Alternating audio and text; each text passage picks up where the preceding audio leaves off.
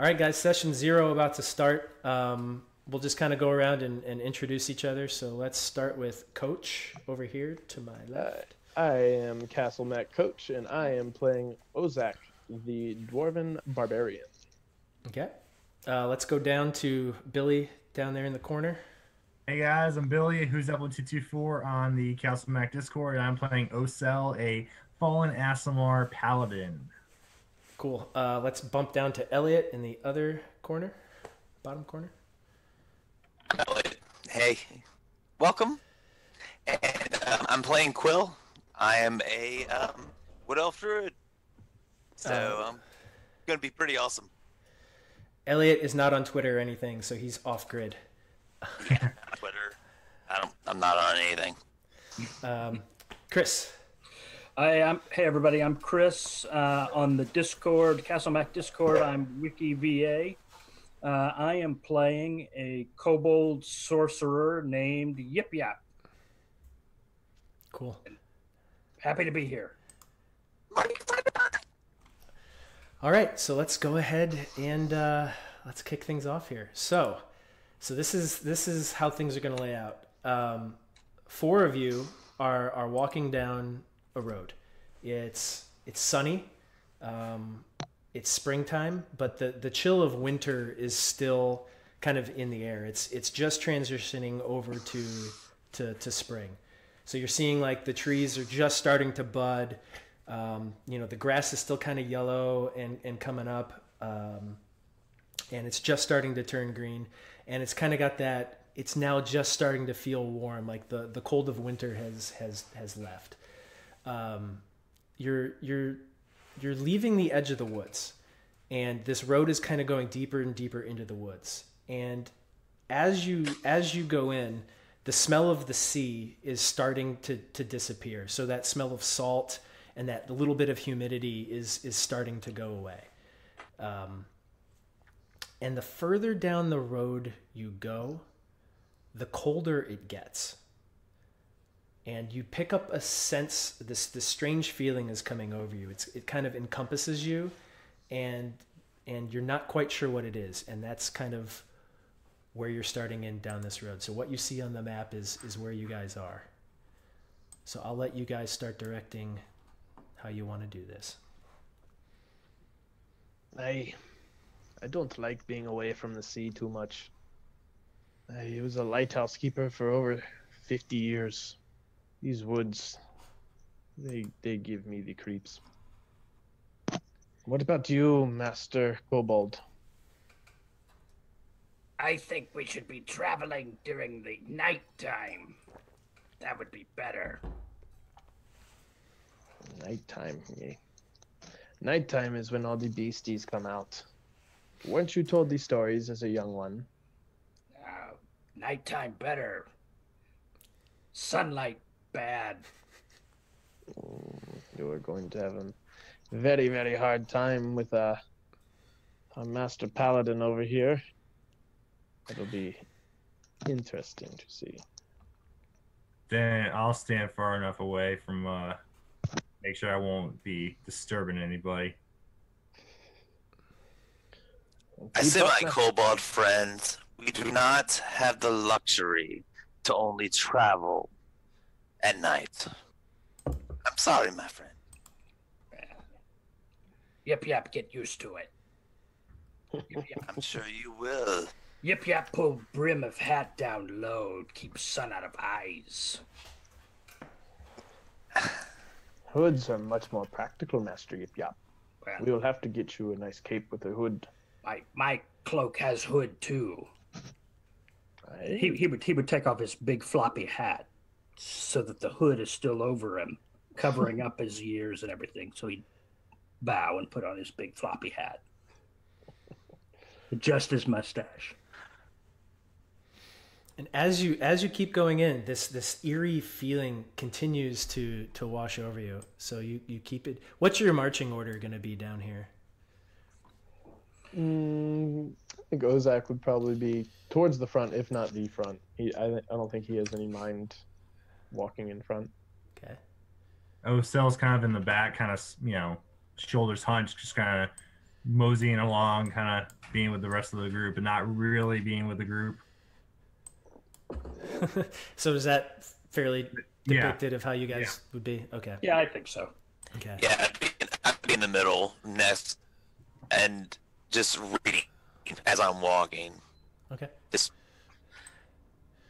So yeah, we're just gonna kind of advance you down. You continue to go down. You're passing trees, and they're almost, for you especially, Quill, you're getting a very strange sense out of the nature around here. The trees. It feels eerie. That's the best word to describe it. Like you're used to your grove and sort of how peaceful everything is, but now all of a sudden it's eerie. And for you, Ozak, you know, the further away from the sea you go, kind of the ties to the sea that you really have that strong feeling to, it's starting to part. And the further into the woods you go, you're also picking up this eerie feeling, but not to the degree that Quill is. I will say stop, and I'll kneel down and I'll touch the stone on the wall, like on the floor, on the road, and I'm just gonna sense if there's where the eeriness is coming from. Go ahead and roll a nature check.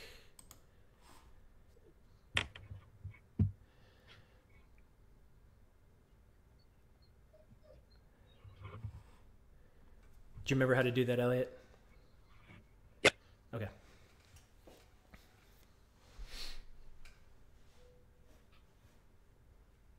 Oh shit! What was my plus? No, you should just be able to go to your character sheet and then click on Nature. Nature.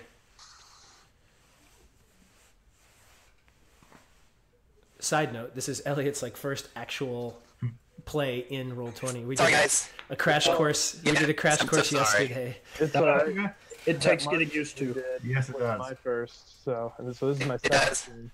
I am so sorry.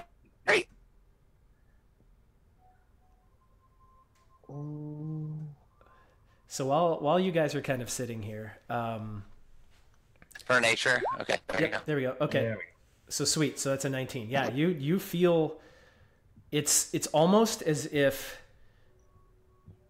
there is no center. It's like a giant aura, and the further in you go, the more enveloped in it you feel.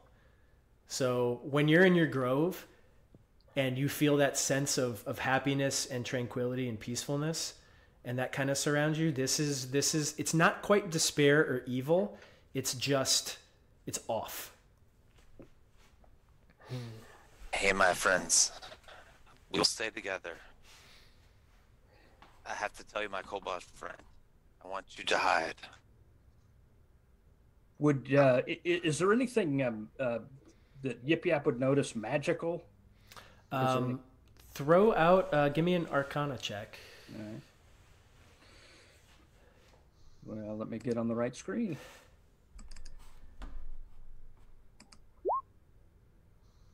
Oh, It's- yeah, double.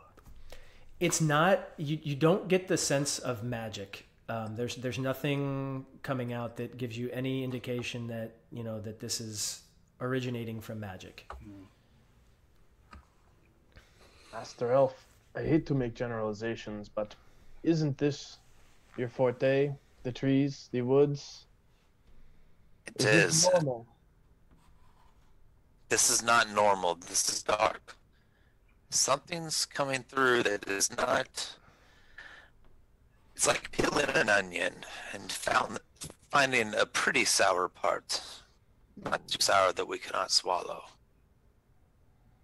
And so we move forward. Be ready.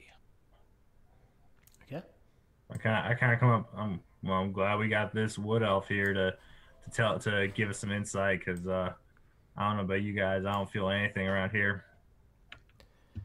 This is why living in sewer better. No weird stuff in sewer. Hey, I think Cobalt. Ozak would kind of be walking forward, looking from side to side, trying to be ready if something happens Sure. to try and jump at him. Roll perception. Perception. That's not going to be great. Oh, that's a 3. Yeah. You're like, damn, these trees are nice. There's some nice trees. They're a little sore wood. So, yes, they're pretty nice. So yeah, you guys keep up. Elliot or Quill, go ahead and roll perception as well. You're a wood elf in woods and a druid. Yeah, so I'll go ahead.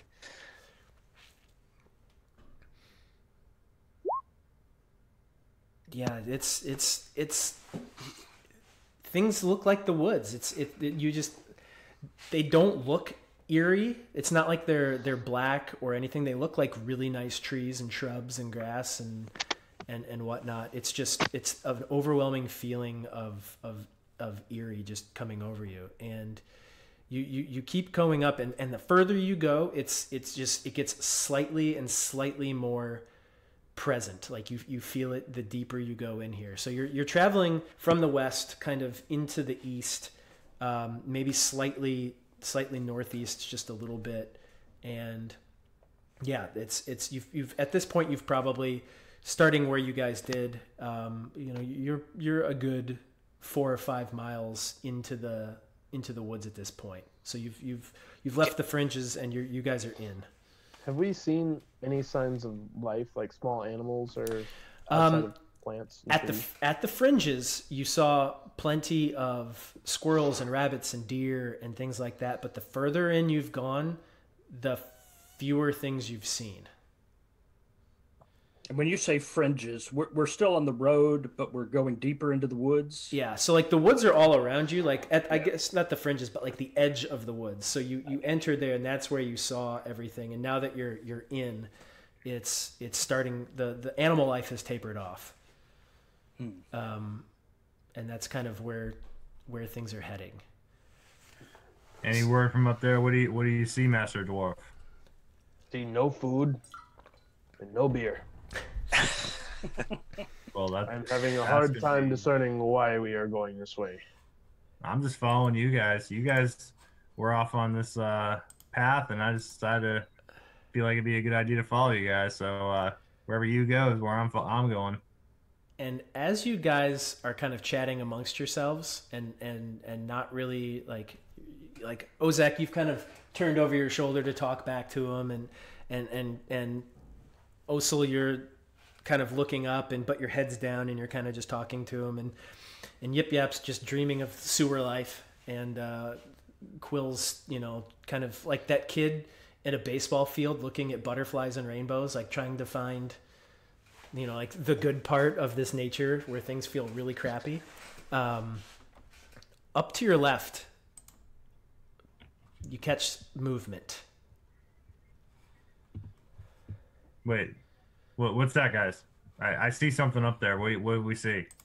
I'm not sure. And it's movement, and it's a low bush. And you see the bushes start to rustle. And out of it, coming at you very quickly, Ozak, Good. comes a very, very, very angry beast. Oi! What is this? Perception? It's actually going to get a surprise round on you, Ozak.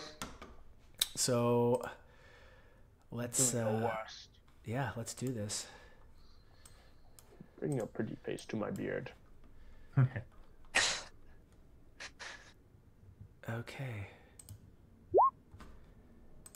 Oh, good. That's gonna be all right. Does a 19 hit you? A 19, my friend. Yes, it does. Okay. So there you go. Go ahead and roll a Constitution DC 12 saving throw. Good. Man, you weren't kidding about going down in the first round. So yeah, you're now poisoned. Oh, good. That's what I wanted. That's perfect. You are now poisoned. Okay, so let me just kind of tweak some stuff here. And let me roll damage on that attack, too. Let's say, am I just poisoned? Because I'm going to be a lot happier. You just poisoned? Yeah, he's just poisoned. Did I mention we're No, really no good at- damage. So five piercing Good. on its first attack, and on its second, does a 12 hit? Bob you? Saget. A 12 does not. Okay, so first attack, it rushes out of the bushes. One of its heads comes in, bam, hits you. What weapon are you carrying? A great axe. Great axe, no shield.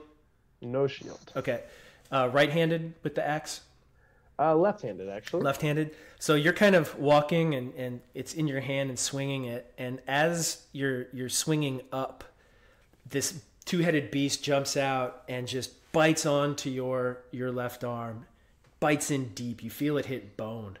And as you kind of flail back, the second one comes at you, but you're able to turn as the head moves and isn't able to connect with you. So yeah, man, you're not feeling hot right now. You feel the poison start to seep in and creep up your veins. That's always good. Oh, I'm not feeling too great after that. How do I add poison? I tagged it on you for you. Cool, thank you. Uh-huh. All right, so let's go ahead and at this point roll initiative. Let me bring up the tracker. And just to make sure, you guys have to click on your token first. And let me hold on. Let me clear this one out, and then Good. Yeah, let's clear that one. Yeah. That one was no good. make sure you click on your token and then click on initiative. Can't stick my token on this one. All right. Someone's gonna have to help me because I have. Oh, there it is. Good. This will be fine. Hold on. There we go. I was like, what? Did it go? Oh, there it is. There it is. I'm so sorry. All Okay. right. You got rid of the There we go. little. 7. Are you fucking kidding me? Okay, let me sort this real quick because I am still learning how this all works. Okay, we are good That's why we here. have the 0. Yep. And I'm working like 2 different screens because I've got a GM screen and a player screen so that you guys can't see everything. And yeah, there's so much to juggle. It's ridiculous. All right, so at this point, Yip Yap, you are up. Did it roll? Oh, it's gonna. Yeah, I rolled for it. It's not gonna be in here. Okay. All right. Also, so something I'm gonna do too, for the sake of this, is in these games, it's whatever is attacking you is always gonna go after you guys. I think that's the way I'm gonna do this. Just for the. Yeah. I don't want to add because if you're fighting multiple enemies, I don't want a huge turn order list. It just gets to be super cumbersome and a huge pain. So I've got. I think I'm going to track it separately and just kind of roll with it that way. All right, so I am going to not mess around with this thing. I'm going to Yip Yap's going to take out his red dragon scale and he's going to start to chant, and he's going to cast his Scorcher spell. Okay. So it needs to make me a Dex save, a DC 12 Okay. Dex save. Yes. All right. Let's see here. Fail it. Good. Now, if I can find this on my sheet, I will roll damage. Asked at what level? Oh, that's awesome. It takes 11 points of damage, fire damage. Okay. Ooh. Yes. Okay. That's Corey, I should have asked, are these squares 10 or 5? 5. 10? They are They're 5. 5. Yep. Yeah, okay, so yeah. It goes 30, so. Do you need to take your movement? I'm sorry? Do you want to take your movement? Yes, I do. Got to remind myself of what that is.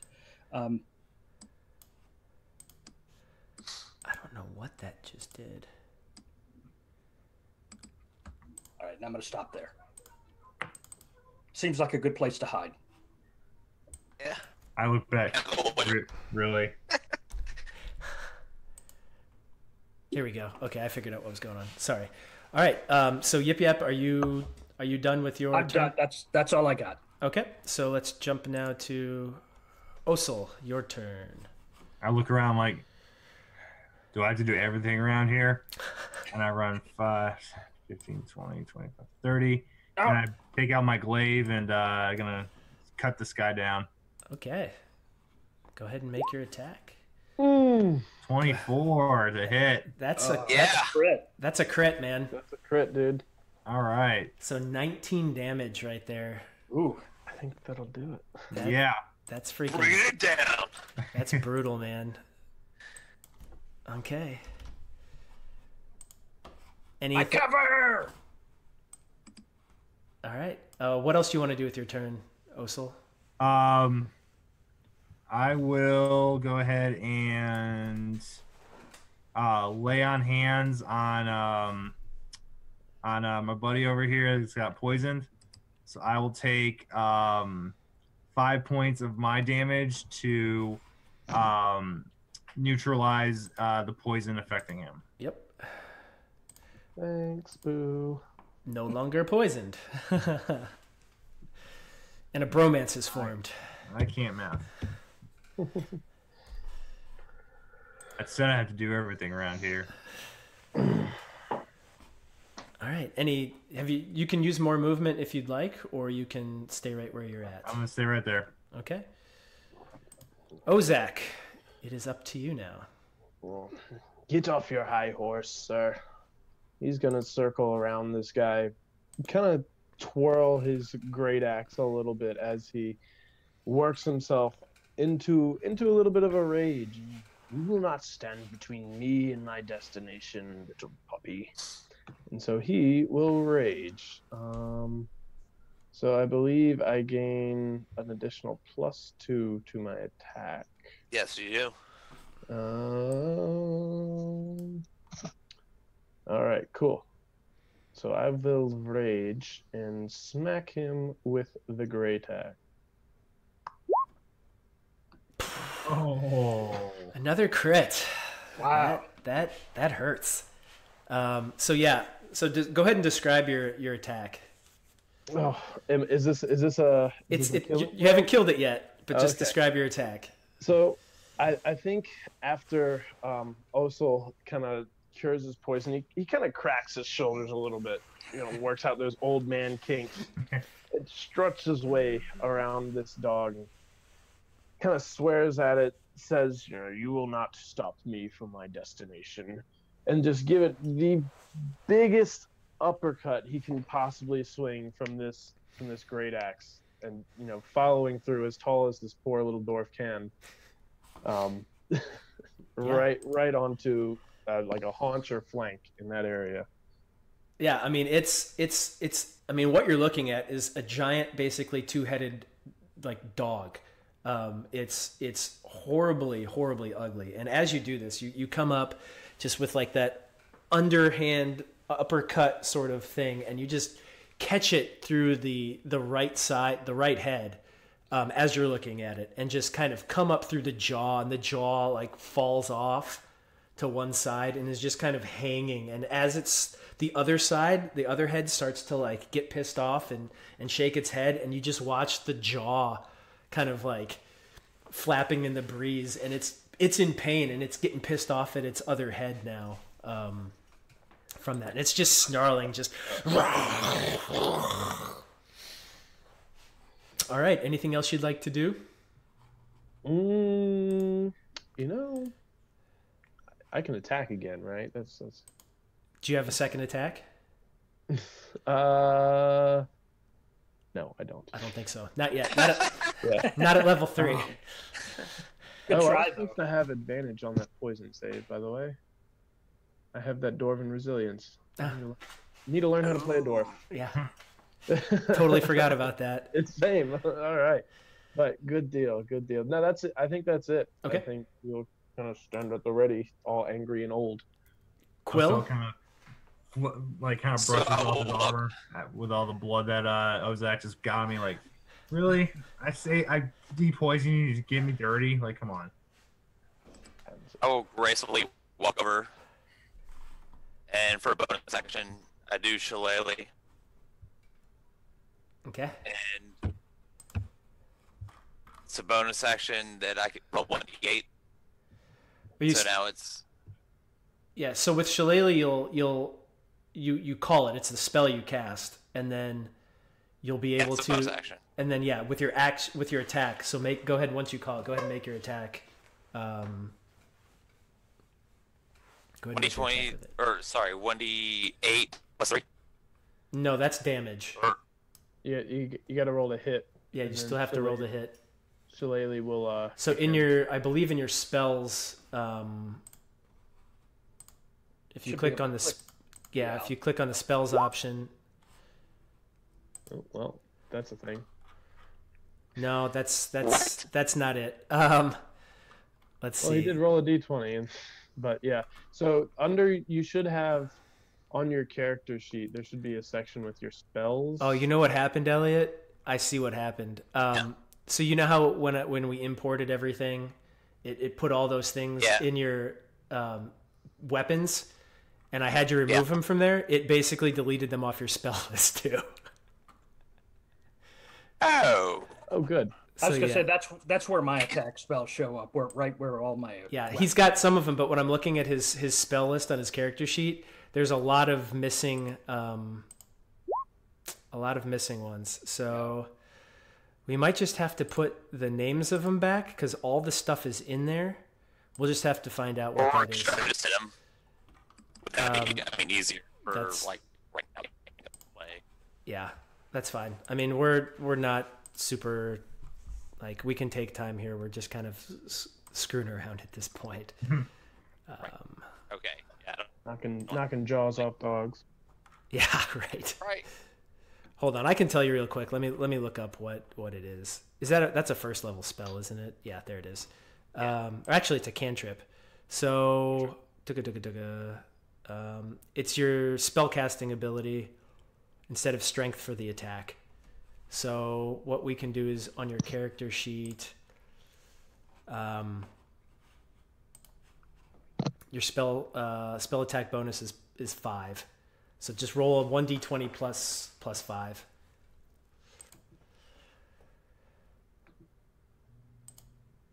Do it. Strike him down.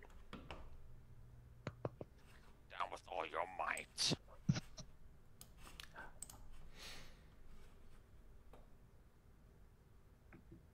Oh, it said roll d20 plus 20. Sorry.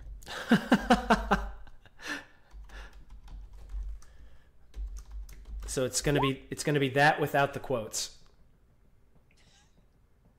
Not with all your might. It still says unrecognized. So if you go to the left, there's a little d20. Okay. Yeah. And you can click that. Okay. D20. And then just add 5 to whatever that result is. Ow! You found 5 of them. Oh yeah, you clicked on 5 all the way over. Just where it says D20, just click on the D20. Yeah. Okay. There So it is. There we go. Not better. So 7. So 7. That's not gonna hit. Okay. Yep. So you go up. You call your club, and you go to attack with it. And as that head is doing its jaw flapping dance, it just misses right past it. And I guess. that should be Dance. that should be it. Yeah, it's new. It's something Hydarian could pick up on. Yeah. All right, so it is now its turn, and it's going to attack you, Osul, because it's mad about that first attack. So I'm pretty sure 7 does not hit you. Does not hit. Lame. Does a 16 hit you? 16 does. Okay. So I need you to also make a DC 12 con save. All right. Don't fuck it up. Yeah. So Okay. I'm all right. first head, the right one as you're looking at it with its jaw tries to attack you because it doesn't know what else to do, and its flapping jaw like comes up to your arm and just doesn't find any purchase. It just kind of its teeth just graze off your arm, and you feel the teeth kind of roll over. Are you wearing full plate? I am wearing. Should probably be chainmail. I'm wearing armor of gleaming. Okay, that's what you took. Okay. Yeah. And that's plate. So, yeah, so it goes up and just goes right off the arm piece, no problem. But the second one, as you kind of duck through it, the other one, as you're holding your glaive, comes up and just gets you right on the hand, like right on the. I know you're probably wearing gloves or gauntlets, but it just you feel the metal kind of crunch right down through the gauntlet into your hand, and you take 7 damage for that. Little bitch. Got it. Armor and shit. Everybody knows walking to battle naked. And as that happens,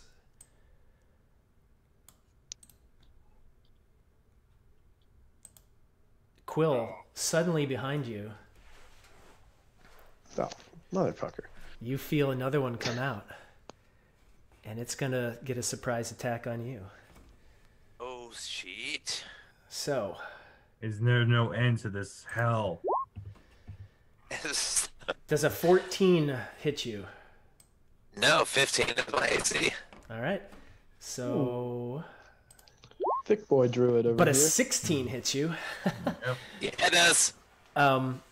So yeah, same thing. Like you turn, and as you turn, where it was trying to get you on your back, it misses. But the second head, as you turn into it, boom, comes in and catches you like right in the shoulder, just clamps down and bites. So go ahead and make a Constitution saving throw.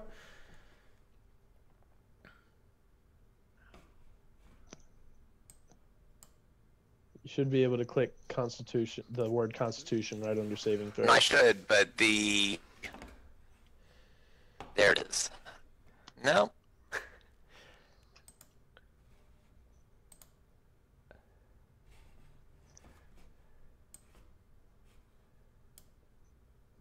It's embarrassing.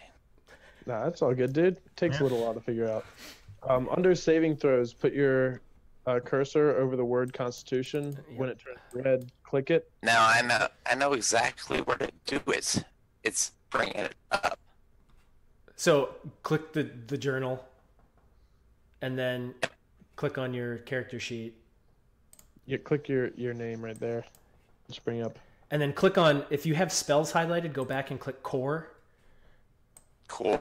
That's what it is. Ah, there it is. There it is. Okay. Yep. And then under saving throws, click on Constitution.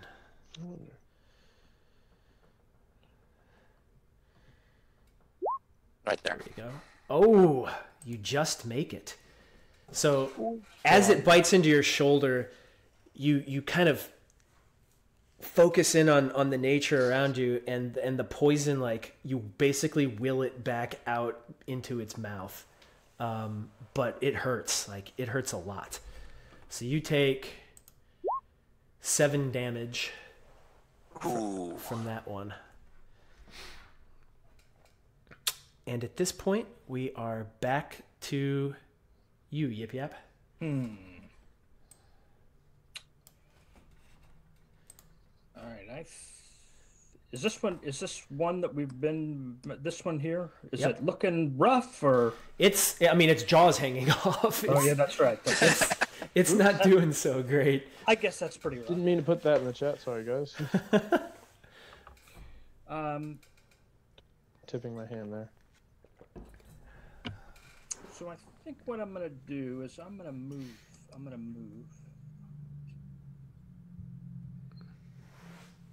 move right here, and I am going to now drop to my knees and I'm gonna go. Too many headed dogs don't kill Yip Yap, Yip Yap. Not wanna die, not die here in the sun. So I'm gonna use my cower, grovel action to give my companions advantage on any attacks that they make till the end of my next turn. So I just groveled, cowered, and begged. So as long as the enemy's within 10 feet of me, anyone attacking it gets advantage. Wow. Okay. I guess I don't have to rage. I guess he went both deep on this one. Okay. It's my version of a rage. Yes. It's an anti-rage.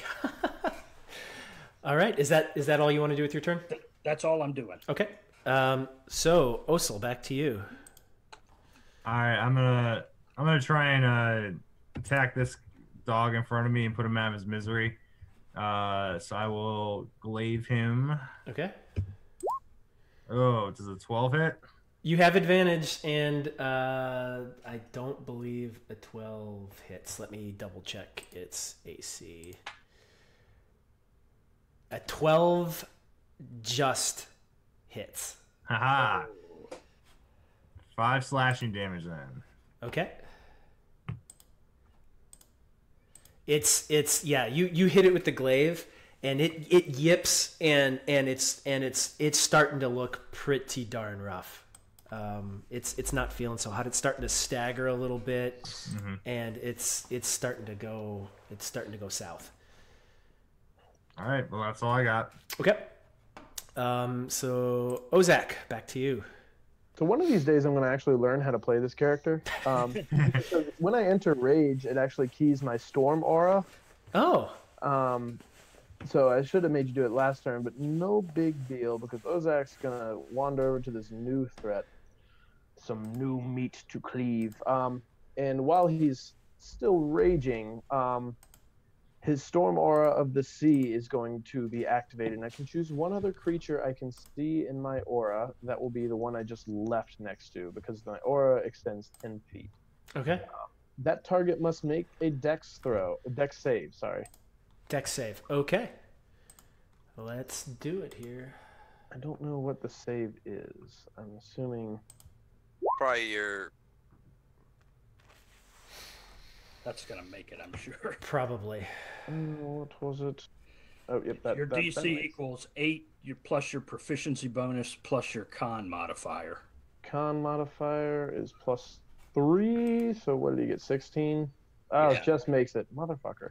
He would have had to take a d6 of lightning damage. Ah, that would have been cool. Do I get advantage on the attack on this asset? So it has to be within 10 feet of me. That would be within 10 feet. I think it is. So this thing is looking awful right now, like straight up terrible. I'm going to hit the fresh blood, though. I believe I have faith in Master Woodolph to take care of that one. And I'm going to make a great axe attack on this jerk that I just moved next to. The Okay. new one, Sure, go for it. with advantage. So, 15. Yep, that hits. Wow, 15 damage. Oof.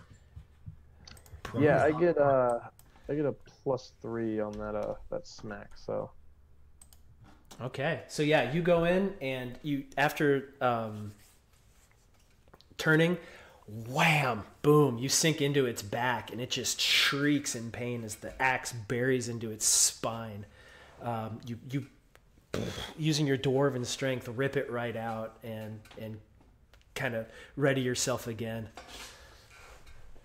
Okay. Good. Quill, we are back to you. I'm just gonna look back at that awful piece, and I'm gonna go quarterstaff attack, which apparently that's just not when I click it. What are you attacking with? Quarterstaff. Okay. Are you attacking the one that's already hurt or the one I just turned on? The already one's the one that's hurt. That Oh, one? wait. Yeah. Okay. I forgot you can ping things. God damn it. Yeah, you just click and hold. So go ahead and click on your quarterstaff on your character sheet. Noted.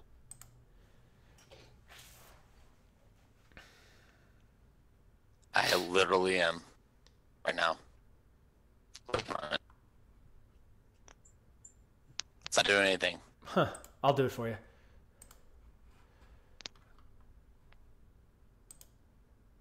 Yeah, it's not. Nope, there it goes. There it is. Yeah, an 8 does not hit it. Oh man. So you go with your wooden stick, and you go to crack it in the face, and it's one head. It just hits the jaw, and it knocks the bottom part of the jaw off, but it doesn't really hurt it. Doesn't do anything. No. Awesome. Anything else you'd like to do on your turn?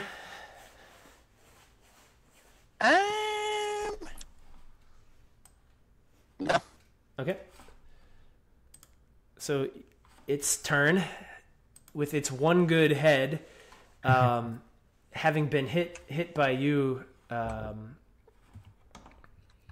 Quill, with a wooden stick. It doesn't like that. It's going to attack you again with its one head. And I'm pretty sure an 18 hits you. Yep. And that's going to be for 8 damage. And then I also need you to make another Constitution saving throw.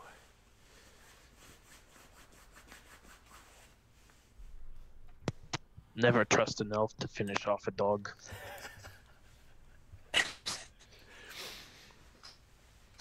That's sad.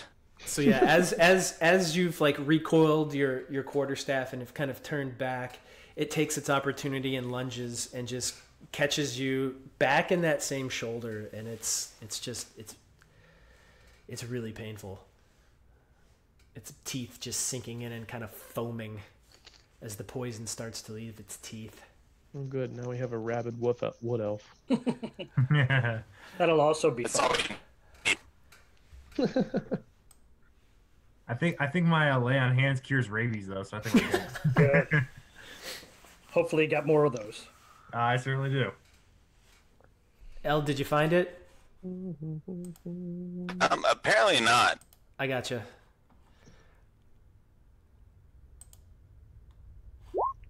There it is. Yeah, that ought to. I'm clicking that for him. Yeah, you're safe.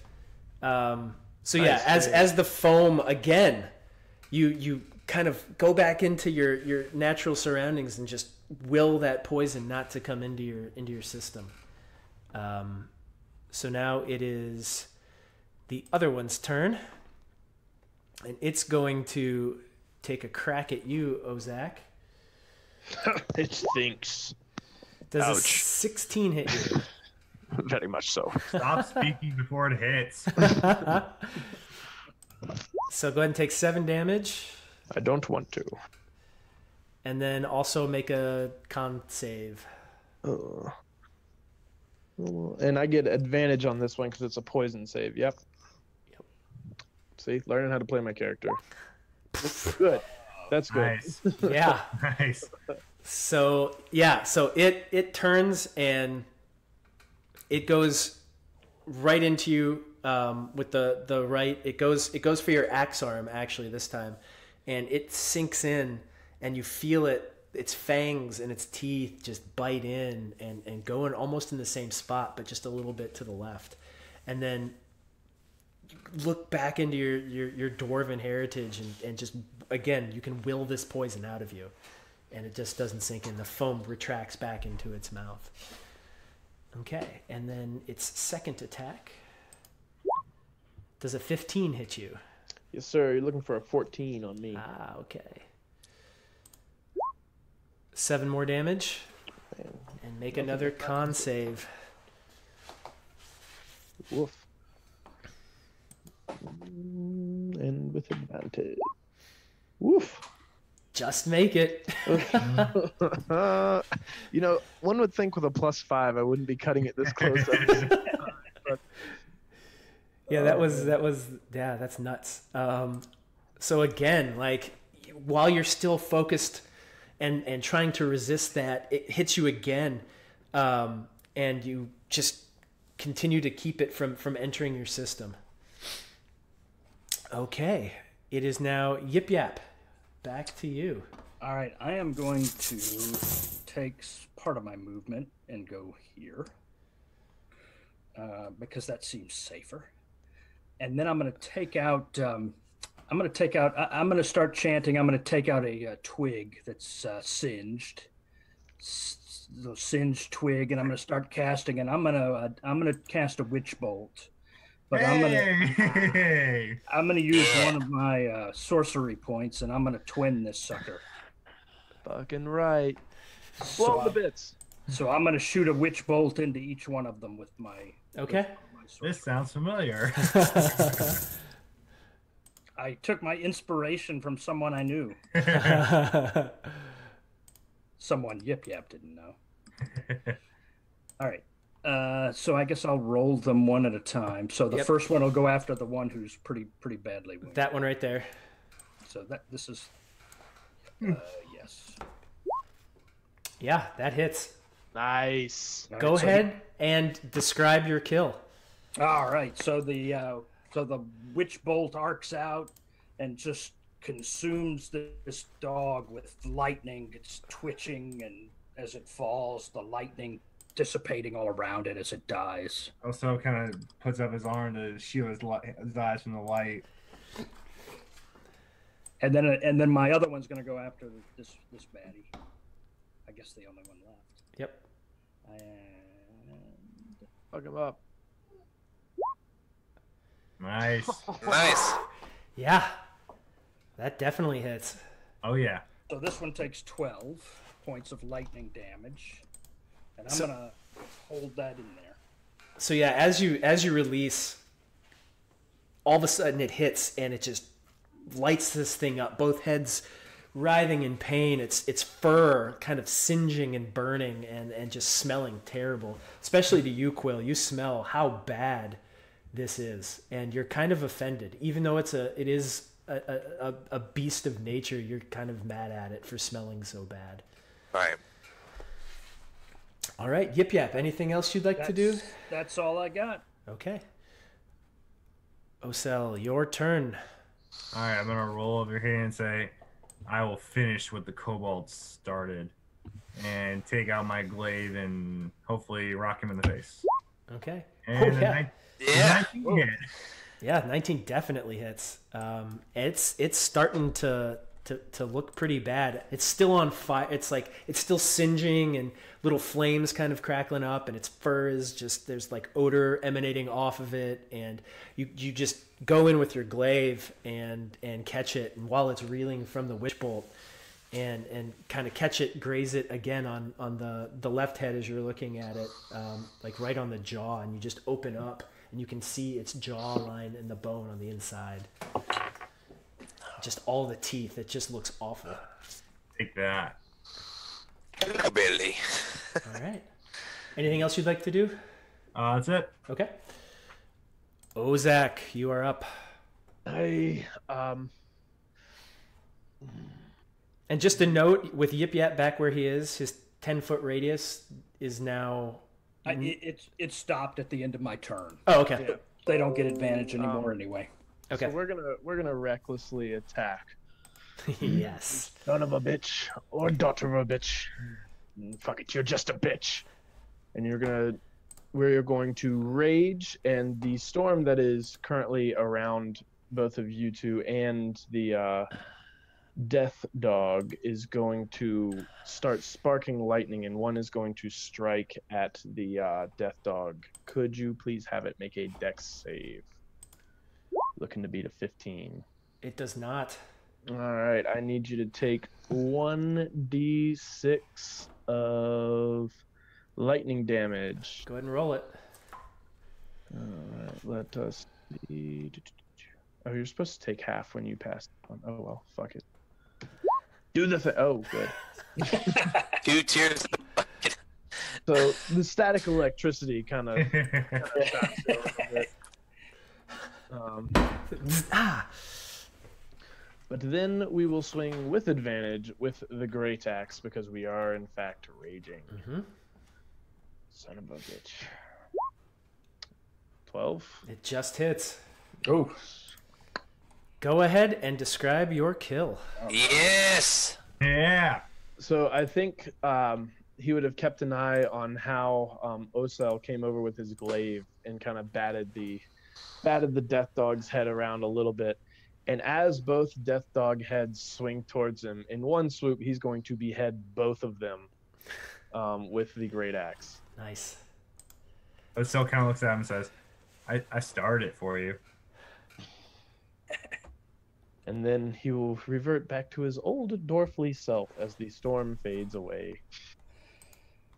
Awesome. Ooh. All right. Hey, that was something.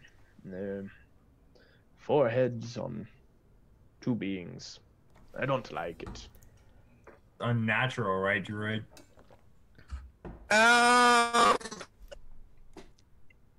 It's been natural from time to time. Dogs in sewer only have 1 head. This is true. I agree with the kobold. Dogs should only have 1 I head. gotta tell you that I've seen this many times. Some things have 2 heads. Some things have 8 heads. That is unfortunate So- amount of heads. Well, that's an unfortunate amount of heads. I think Ozak will start to actually skin and embalm the 2 heads he has severed from the death dog, Okay. looking to take 2 skull trophies Okay. as he wanders through. I will call this one bitch and this one bitch because they came from the same bitch. Makes sense. We As eat well Osel's kind tonight. of cleaning off his armor of all the blood, he wants to make sure it gleams nicely as he's walking along the path behind everybody. Okay. Quill, roll me a investigation. Actually, no. Roll me nature. Roll me nature. Show me nature. Show me. Okay. Yeah, you know enough. You've read about these in passing, and you know that their bites can poison, and that it causes the flesh to actually rot off the bone, and that's pretty bad. And that these things actually roam typically in like the woods, like more open woods where it's scattered a little bit, not necessarily deep forest.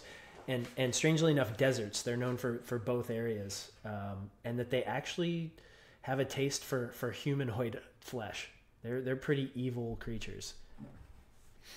I sensed their evilness the first time I saw them. As you should. Yip Yap have taste for dog flesh. Did you go up and carve some off? Why not? Do you eat it, or do you just hold on to it? I'll just hold on to it. Okay. So you have like Dog flesh. a pound of death dog flesh. Good. Yip Yap Hey, my think- friend, it makes better jerky than it does raw meat. I can tell you that. Yip Yap think probably best to cook first. Jerky. Civilized, Mr. Kobold. A nice surprise. Only because of poison. All right. Step in the right direction. What would you guys like to do now?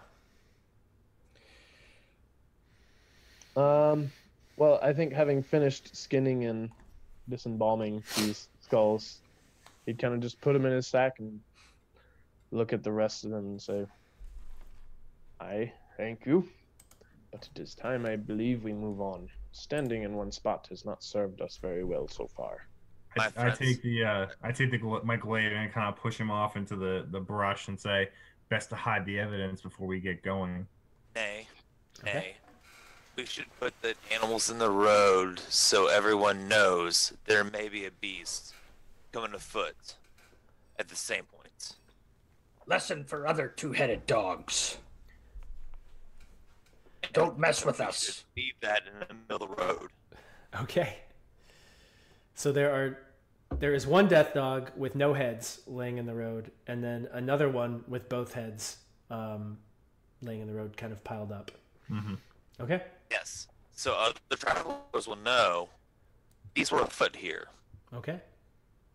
And also, the dogs will know we were afoot here. Yeah. Okie doke. A logical explanation from an elf. I would expect nothing less. Alrighty. So let's use this as a stopping point and take a break. People Okay. can grab stuff. Go ahead and don't like we do with the marches. Don't turn your cameras off or like mute them on Zoom. Just go ahead and peel off. If you feel the need to cover it with like a hat or a piece of paper or something, go ahead. All right. Elliot's Sounds starting good. to striptease, so we'll be back in like 10 minutes. Cool. All right, guys. Sounds good.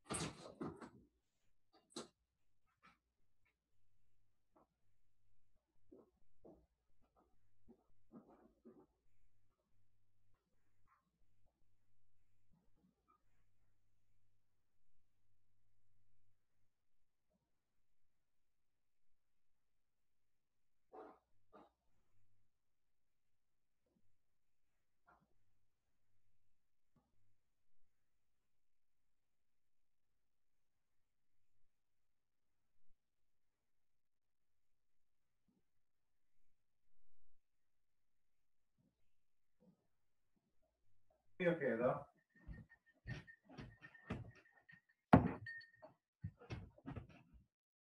You think you're okay right now?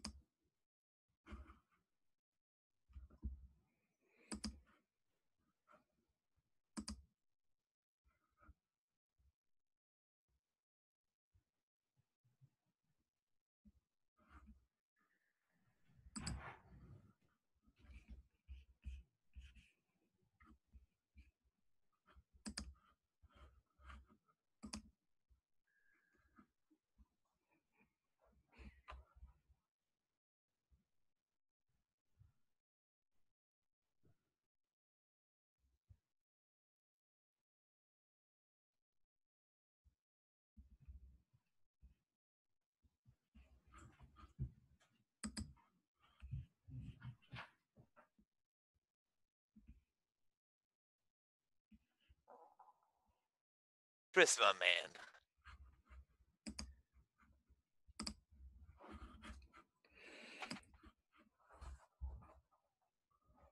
man. I hear someone like bowling or something. Some bowling? I don't know. It's loud.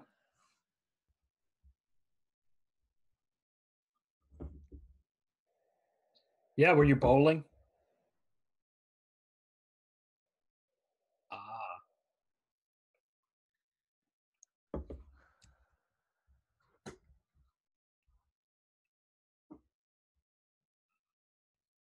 That's no good. No, I don't hear it now at all. Yeah.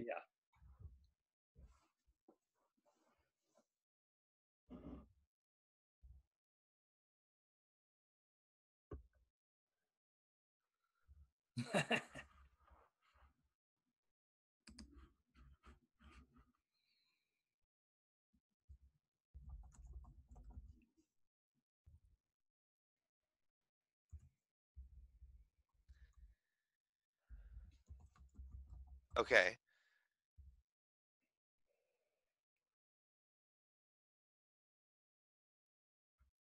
I've got my Ethernet cable actually connected to the laptop. Let me.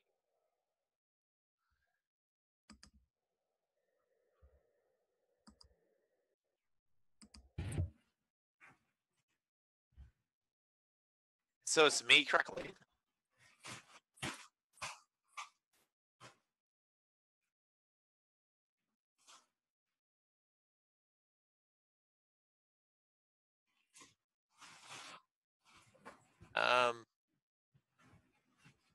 So I guess we'll have to.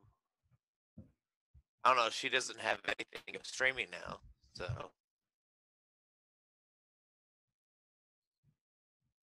Okay.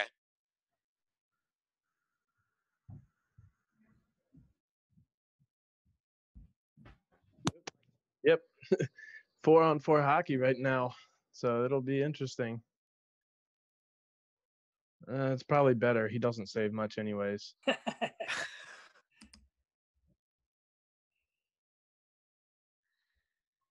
Yeah, you guys were about like a minute and a half into too many men on the ice penalty, and you tripped us. So it's oh boy, yeah, you'll see. There was a shorthanded chance, so I've just got little Twitter updates right now. Because if I tried to open a streaming service, my whole internet would just shit itself. It would not be pretty.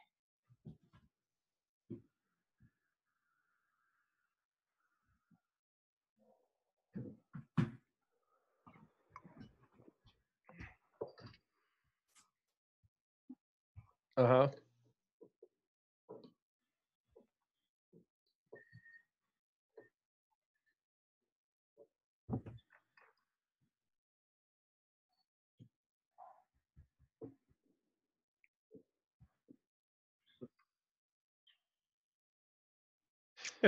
Nice.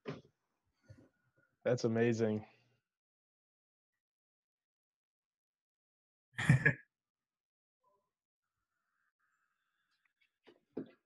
Yeah. Great. Yeah, trying to learn how to play a barbarian. I got to remember all this shit now.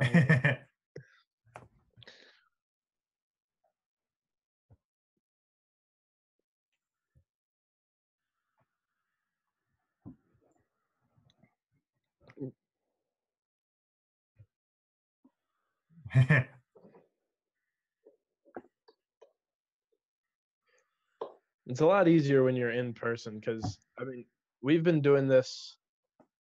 We've been streaming about a little over. I guess November was our first stream.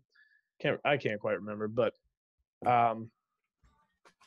I know that we have pretty much everything is sorted and ready to go about 30 minutes beforehand. Like everything just kind of runs itself when we're not constantly on the computer and changing things. And I think that's what's hard about Roll20 is you already got so much stuff going on, and then streaming from Zoom onto Roll20, there's a lot going on. So we keep it to them. Steven's got one of these like Elgato stream decks that he just pokes things, and it's all set up so anytime he needs to switch stuff up, it's real nice.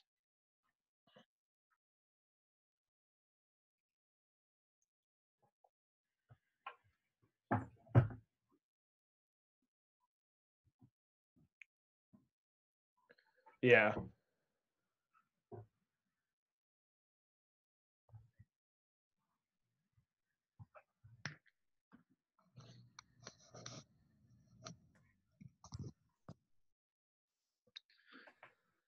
Well, Roll20 also is very cluttered in and of itself.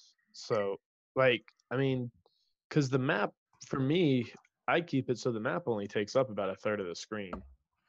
The chat and my character sheet are the other thirds. So, like, there's a lot going on that you got to juggle, and for bigger maps, you're gonna have to move stuff around. Like, I'm gonna have to hook up my monitor when we look at stuff that's bigger than a path through the woods, you know. I'm sure.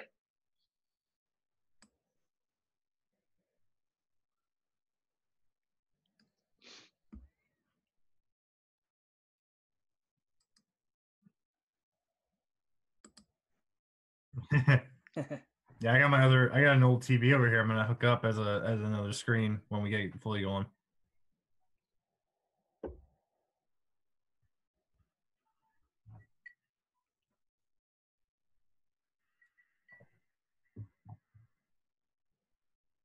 It looks good because you're not always like this, you know. We're Yeah. talking inside of your head kind of deal.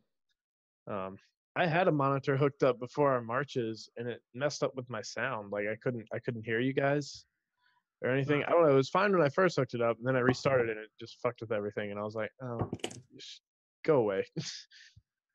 So I'm running everything off this little 14-inch laptop screen. I don't even know if this is 14. It might be 13. So everything. If you hear me click every once in a while, it's me trying to shuffle through my barbarian notes to Roll20 to Zoom.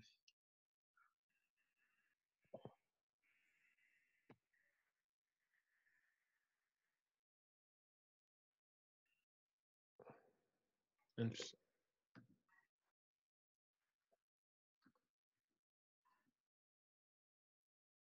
Yeah, I mean, it takes some getting used to, and I think the more we play around in it, the easier it'll be for sure. But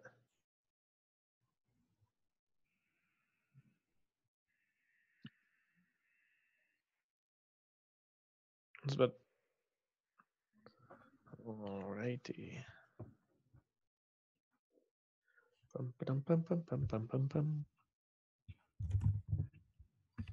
Sean, ODU beat VCU in basketball. Good. And the Red Wings beat the Blues 4-3. And there it is.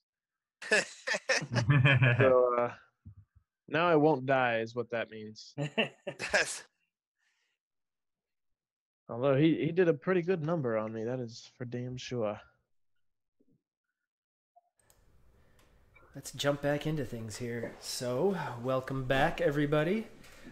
I'm kind of like trying to keep this somewhat like a stream for practice because I've never streamed anything before. So, yeah. So where we left off, the party has taken out 2 death dogs. Ozak has claimed 2 of their skulls.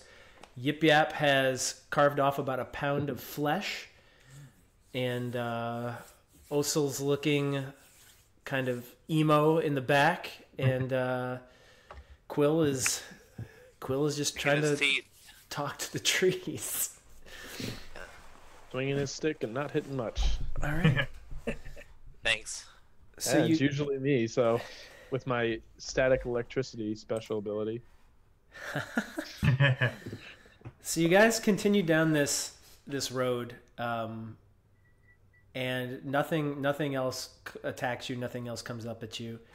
Everybody roll perception. Oh, good. This is my specialty. It's there's sunlight out, right? You said that earlier. Yeah, it's daytime. It's probably at this point about like 2:00 in the afternoon. So I'm at disadvantage on perception checks in sunlight. So you see a road. Yeah. Yeah. You just keep looking forward and you see a road. And Quill and Osel, yeah, you don't really see much more than a road going into the distance. Looks like Quill. Oh, Quill now, yeah. Yeah, it Boom, looks like Quill. us. So I was sorry, I was reading your nature roll from last time. So Quill, you in kind of becoming one with the plant life around you, look down and you can see in the distance what looks to be wood. Like the road kind of tapers down. So you're assuming that it goes down and comes back up, but at the very, very end, in the very distance, you see what looks like trees without any leaves on them, stacked very, very, very, very, very, very close together. So it gives you the impression that you're seeing some sort of gate or wall or something like that. I'm pretty sure what we're about to walk into is something very, very unnatural. And I find we should approach precariously. So as you finished with the death dogs, this eerie feeling is still pervasive. Like it's still everywhere. And as you continue to creep down the road, it just continues to. It's not getting any worse at this point. It's you feel like you've gotten to the point where it's almost saturated. Like it's as bad as it's gonna get, but it feels heavy. It weighs on you, and it doesn't dull your senses or mess with you in any other way. It's just this overwhelming sense of eerie. Okay. All We right. press on, but we stay together. Stay close. You are the eyes. For Well, I'm not going anywhere. Yep. And I'm walking down the path, and I'm trolling the leaves. My fingers are touching the leaves as we go, and I'm closing my eyes and sensing whatever presence might become near, and I know that it's not something natural and not something good, but Okay. So as you continue down the road, at about 400 yards, you see what looks to be a fort. It's wood. All these wood slats have come up. You see like the perimeter, and they've got sharpened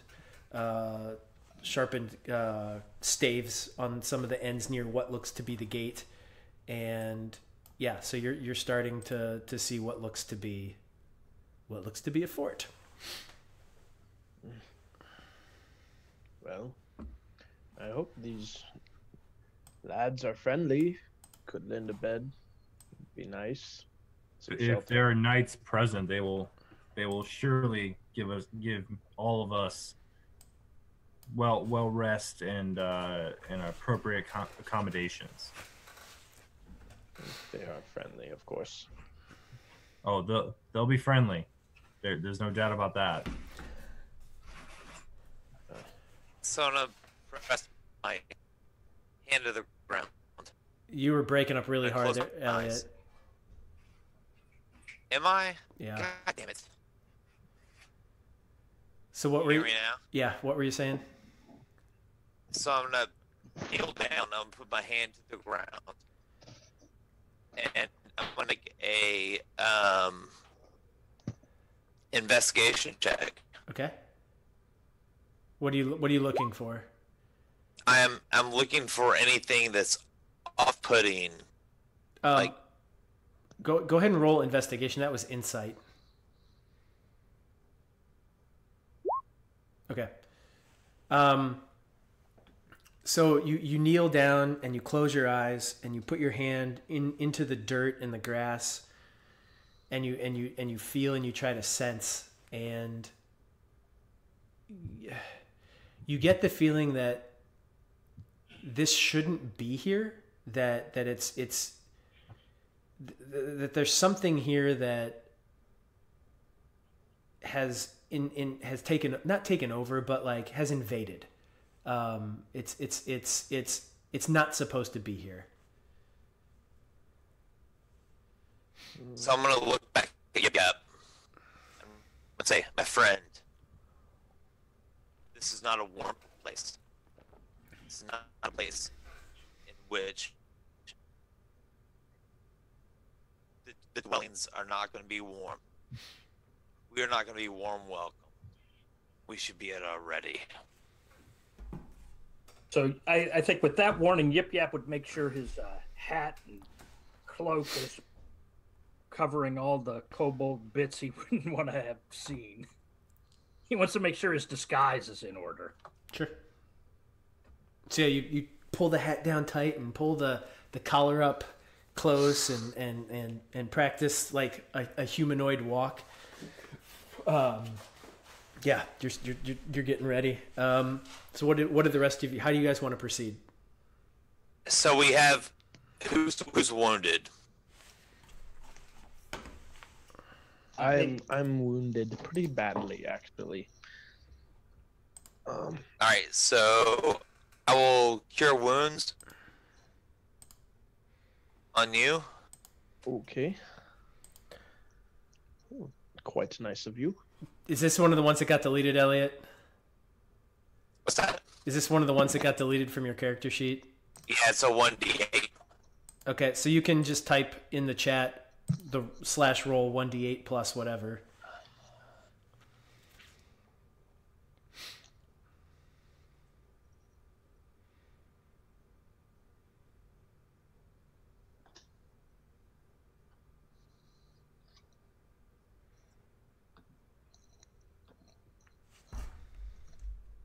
Why is it unrecognized? I don't know what's going on with your thing, dude. Click the One of them's been roll. So I've got to click my character. Maybe. No, you don't even have to do that. It's without the quotes. it's /roll. Yeah, it's whatever that is without the quotes. Or if it's like 1d8 plus 2 or whatever, or if it's just 1d8, do 1d8. But no quotes. There you go. 6 Okay. points. So pick up 8 points, Ozak. Oh, okay. Yes, honey. Cool. Feeling good in the neighborhood. Bryce? Hush comes over the battlefield. As the wife calls. The sound from the heavens booms. Honey, can you grab the trash? I am an SMR. The heavens open. The wife's face appears. Nice. Kevin? And the Azamar is beckoned to a new calling. I think Ozak, after getting his nice new feeling good bag, I think you see some of the bite marks start to close up. Starts rolling his shoulders a little bit. Right. I think he'd start observing the walls of the fort to see if he sees anything. Okay. I would call out. Go ahead and roll investigation, Ozak. Ooh, okay. Another one of my specialties. Man, I'm really... There we go. So yeah, it's wood, and there's some sharpened pointy bits, and it's got a gate, and it looks like a fort. Good. I walk up to the gate and I call out, "Hello, is anyone in the fort? Hello." So you approach, okay? Yeah, Do you approach by yourself or do you approach as a group? I definitely go up, but if anyone else wants to come with me, they're welcome to. I'd say let's go as a group. Damn it. If you insist. So as you approach, you see two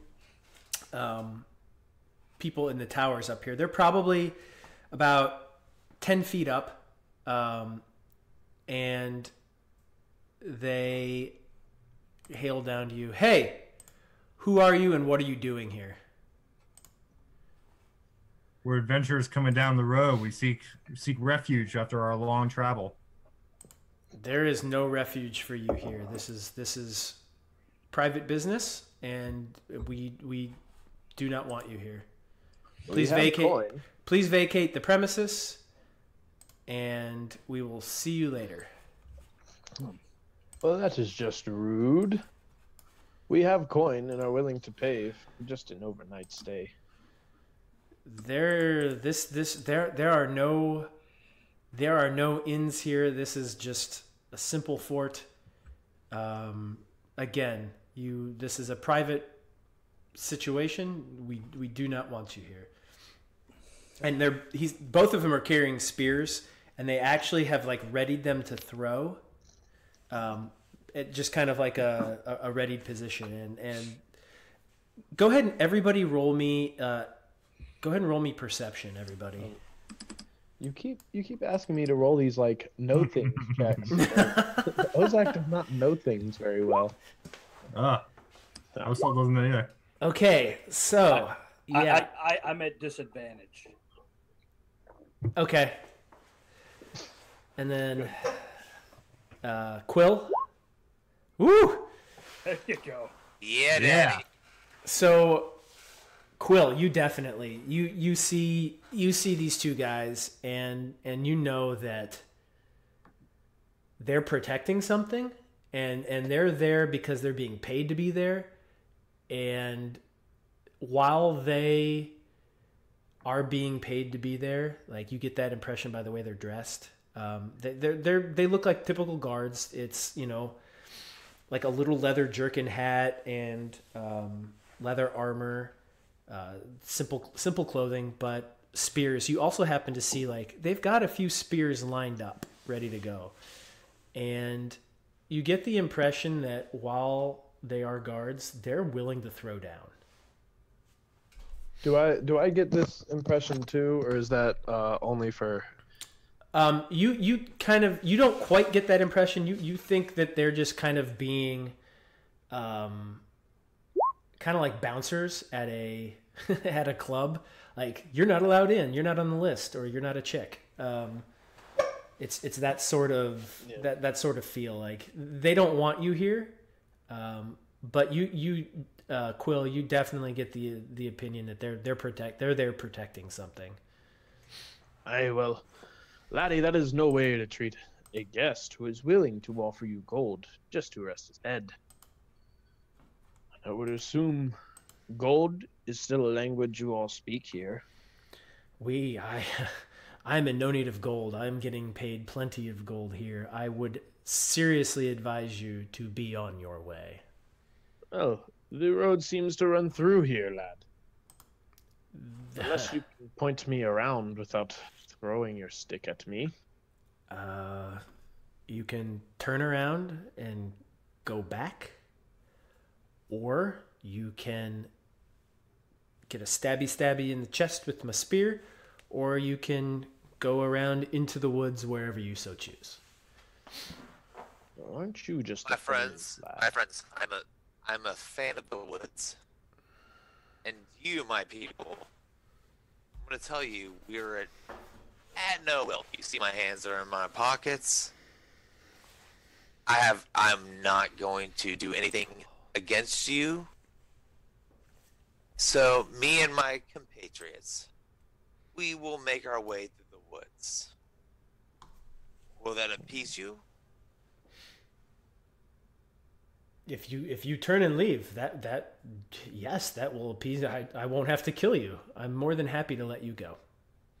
I am more than happy for you to have a good day and not have to kill somebody. So we will appease you, my friend, and I hope you have a great day. Fine, we will do as the elf says. But one thing, lad, what is your name? My name is Seamus. Seamus. And it's this guy right here that's doing the talking. Seamus, I will remember you as the man who stood in Ozak Seawatcher's way on his long journey. And if I happen to run into you again, you will meet the wrong side of my axe. A good day to you. And he kind of you hear him like You see him actually. You see him turn his head and look down, and as if he's listening to somebody. And you kind of hear a muffled voice, and he turns back to you and says, I understand that you are going to go. However, I would go very quickly right now. And I do a bow. I do a bow. Okay. And we make our way around the fort. Okay. Yep. So are you just gonna like walk around the fringes then? Yeah, I think Ozak would keep a very leery eye on the tops of the walls. He is pissed that someone decided to stand in his way. So as you like start to walk around, let me bump the map up here a little bit. Pull you guys, make sure you're in here. Okay, cool. I'm just gonna pull you into screen so I can see all of you here, because I've got Billy out of the way. Billy. So you'll like kind of skirt around the outside this way. Mm-hmm. Kind of take off that way. So as you do that, you happen to notice that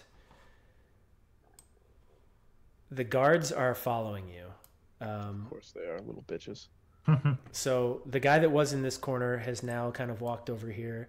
The guy that was down here is now up here. And they're pretty much on you.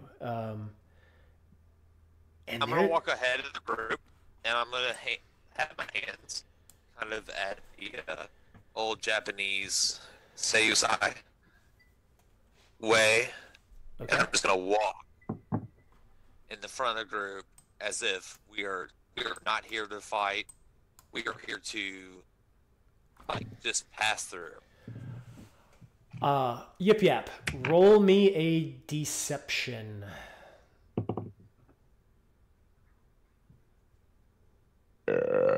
Excuse me. Oh, yeah. That was in character. So Ozak lets out this gnarly burp, and you see like the guard just kind of like, ugh. And then as he's kind of doing that, he looks back because Yip Yap's behind you, and he starts squinting, and he looks, and boom, chucks a spear. Son of a bitch. So yeah, he definitely recognizes you as a kobold. So let's do a surprise. He gets a little surprise on you. Does a 13 hit you? No. So he goes up, rears up, and chucks the spear down, and you just kind of like whoosh, back up, and it passes right between your arm and your like torso, and embeds itself into the ground. Yark! You attacked our party. This will not end well for you. And let's roll initiative. So make sure you're clicked on your token before you click your inish. Oh, yeah. Haha. Do we have any more space northward with which to work with, or is this the limits of the map? That is the edge of the map. Oh, good. We can like Nah, it's all good. theater the mind that part if you want to. Yeah, I think we would have. I mean, we're not flat earthers here, I hope. Corey, I rolled a 5, but it didn't get in the tracker, and then I rolled a 17. So if you want to give me a 5, that's what I rolled first. Okay, let me. I've got an initiative of 17, so yep. I am more than happy to let both our spellcasters go before the barbarian with a great. and the paladin with a big old glaive. Okay, so there we go. There is our initiative order. Quill, you are going to be first. So before we get into that, if you guys do want to set up further back, just north of here, probably like 25 feet, there are scattered trees that you could technically hide behind. The wall, again, is about 10 feet at this point here, but these corner, they're almost like little towers. They are approximately 20 feet, 25 feet in the air. And then the posts extend roughly about 4 feet up, mostly, enough that a 5.5 foot tall person could lean over and shoot or throw. All right, but they're gonna get some hefty AC bonuses from standing back there. Yeah, because you're gonna be at like 3/4 they're 3/4 cover to you. Yeah, and they would not be affected by my storm. Son of a bitch. This fort's made out of wood, right? Correct. They're not gonna like it. Oh, this is gonna be fun. You know it's bad when the players start asking what materials things are made out of because something is going to get destroyed. Or they're using shocking grasp. One of the two. Hey, Corey. Yeah. You should be raised for some shit. Okay. So just let me know how far away from the wall you want to be, and then I know you're like within 5 feet right now, but we'll play it out how far you want to be. Okay. I don't think Ozak would have walked that close to the wall, personally. I don't think that would have been in his MO. He wants to be able to see them as best he can, to glare at them angrily. So probably like 25, 30 feet. Yeah, somewhere around like the 20, 25-ish. Okay. Where you can still safely throw a javelin, but still glare at them, and they know he's glaring at them. Sure. So they can still see your scowl. He's not happy. So yeah, this it was this guy that launched the javelin or the spear. Is that Seamus? No, Seamus is this guy here. Fuck Seamus. So Quill, you are up. All right, so I'm going to walk around that corner just like I did with my hands up like this. And as soon as I knew that a spear was thrown, I just look up and I say, Aquilas Kaluna and Shama! And I bring down a moonbeam on that corner. This right here? Right now, I'm going to bring it right Okay. here. And so it's be a 5-foot radius on that entire corner. So that's a concentration. And I'm going to make my movement back about 30 feet. Okay. From that area. And that pretty much gives us the basic, I would say we have good advantage. Now, nobody can run it in that corner, and we have advantage on walking anywhere else. Hold on a second. Let me bring up Moonbeam just so I can read it. So, yeah, so it's a 5-foot radius. Yep. On that 40 feet cylinder. So you can you've got a silvery beam of pale light shining down in a 5-foot radius, 40 feet high. 40-foot high cylinder centered on that point. Until the spell ends, dim light fills it. When a creature enters the spell's area for the first time, or a turn starts on its turn there, it is engulfed in ghostly flames that cause searing pain and must take a con save, and it takes 2d10 radiant damage. So this guy's going to get lit up. Is that about where you were looking at? I kind of drew a little shape there. Mostly practicing drawing shapes. Nice. So it'd be bigger than that. No, that's is a radius of 5 feet. That's a 5-foot radius. 5 feet from the point. So it's 5 feet in every direction. Yeah, that is 5 feet. These are 5-foot squares, so that's a 5-foot radius. Okay. Yeah. Or did you want it more like there? No, that's fine. That's fine. So right here, yeah, it's going to catch him, and it's going to catch anybody that happens to walk through there. All right, so Moonbeam. So this guy has to make a con save. So let's... Yeah, he definitely makes that. So this comes down, and he like... It hits him, and he kind of shrugs it off. So he's only going to take half damage here. So let me roll that for you, Elliot. 2d10. Blow him up. So he takes 8 damage, Yes. and he is basically covered in ghostly flames. He's not feeling so great. He Good. looks really bad right now. And you hear Seamus yell back, "Get out of the light!" As the guy's like flailing and searing in pain. Like, yeah, he's not great right now. I can leave that there for a minute. So Yep. Oh, You you got 6 rounds of combat before it. Yeah, and you can move it 60 feet in any direction on your turn with your action. yes. Oh, Okay. lovely. Wonderful job, sir. Ozak, you are up. Oh, Seamus, you have made an enemy today. Unfortunately, you and your comrades will all meet your maker. And he's gonna throw a javelin at this random asshat who hasn't been named yet. Who's kind of right there. So we're gonna just sling a little javy boy. So it's going to be at disadvantage. Oh yeah, that's not gonna be a thing.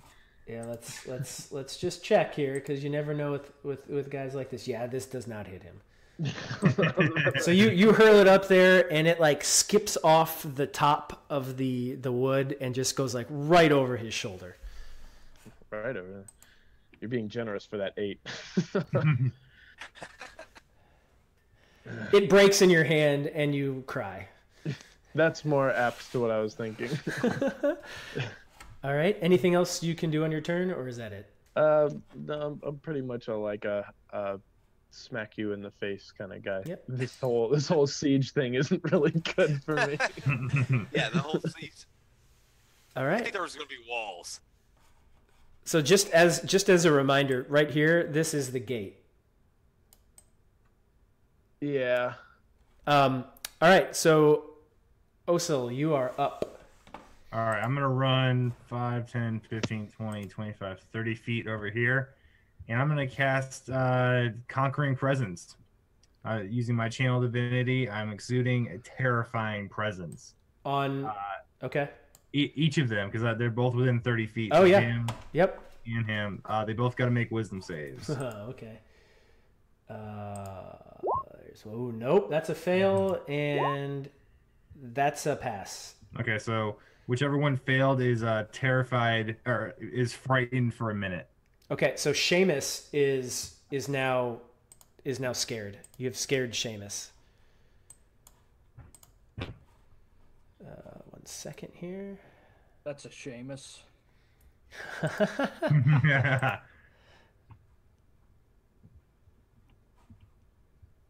So he's frightened for a minute. Okay. Sorry. He's being, there we go. Roll 20's kind of being a little funky right now. You said he's frightened. I don't really know which one I'm going to use for frightened. So let's use, man, none of these look like being scared. So let's call it, man, some of these are dumb. We'll call it that one. That's him being scared. Okay. So that means he's got he tries to actively go away from you, correct? Yeah. Mm-hmm. Yeah. Okie doke. And is that your turn? Everything you want to do? That's all I want to do. Okay. Yip yap. All right. I am going to move right here. And I am going to cast my... I hate to use my last spell slot. I'm going to cast my Agonizer's Scorcher again. And I'm going to cast it this way. So it'll go 10... it'll go 5... Well, let's see. It'll go 30 feet towards this guy. So it'll go... Yeah, it'll go like right to there. But it's going to be a big swath of fire. Okay. This dude needs to make a dex save. Okay. That guy's in the fucking hell. What's the DC? I believe it's a 13. I believe it's a. Well, let me check because I think it's a 13. But If it's a 13, he's not gonna make it. let me make sure I'm right. No, it's a DC 12. He still doesn't make it. All right. So How much damage? let me see if I can bring my character sheet up. There we go. Do it. Do it. Do it. Do it. Oh, He takes 11. So you as you That's release looking good. as you release this flame comes out and it just completely engulfs that tower, and he's currently with a ghostly flame covering him, and now he's got actual flame covering him, and you see him basically just, it's like the cover of Rage Against the Machine's first album, and the dude just like Yes. basically starts melting, and he is done. So unnamed dude is no longer. I yell up there. I told you bad things would come to you if you defied us. And all you hear is searing flesh. That's for the That's what I like. spear. Furthermore, Here's there is a really like from here to here, and Seamus is now afraid of you, Osel, but now there is like a wall of flame that has just basically come up and stopped right in front of him. So not only is he scared of you, but now he's terrified of this, and this whole side of the fort is on fire.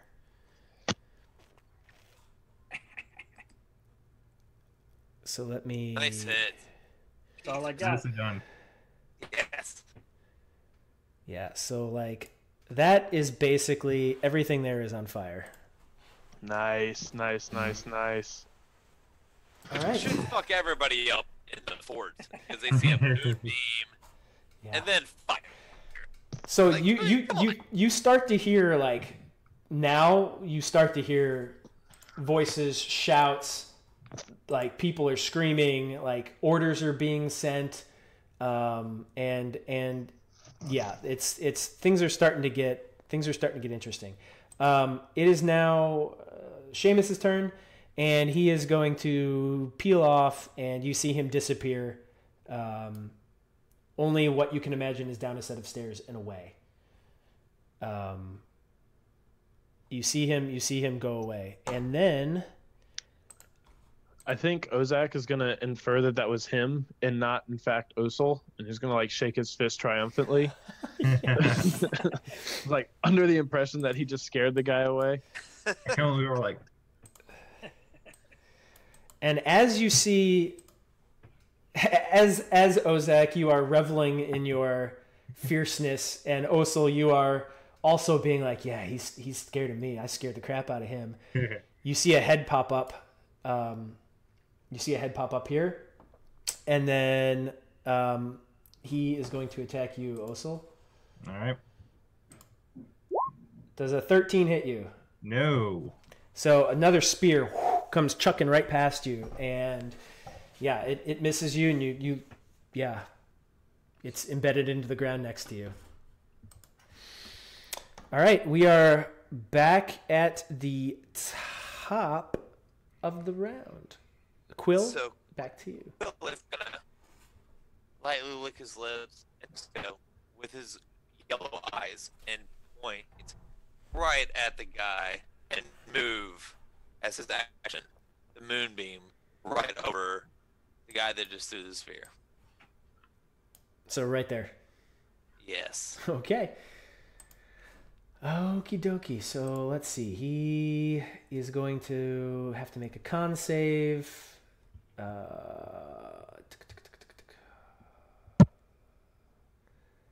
Okay. Let's see. And what's your... Oh, I can look it up for you. What's your spell save DC? 14. 14? Okay.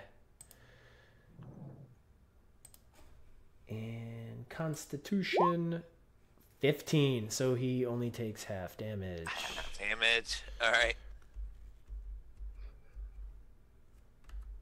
So he takes 9 damage. 9. 9. 9. And Nine? he's looking Nine? he's also looking pretty damn rough. Yeah, stepped in the wrong realm, bud. And he suddenly realizes, like, holy shit, this is on fire next to me. This is getting bad. And, like, as he's struggling to stay up, as he's engulfed in these ghostly flames, he's yelling commands back. Get up here! Get up here! Everybody! Bring water! Step into light, guys.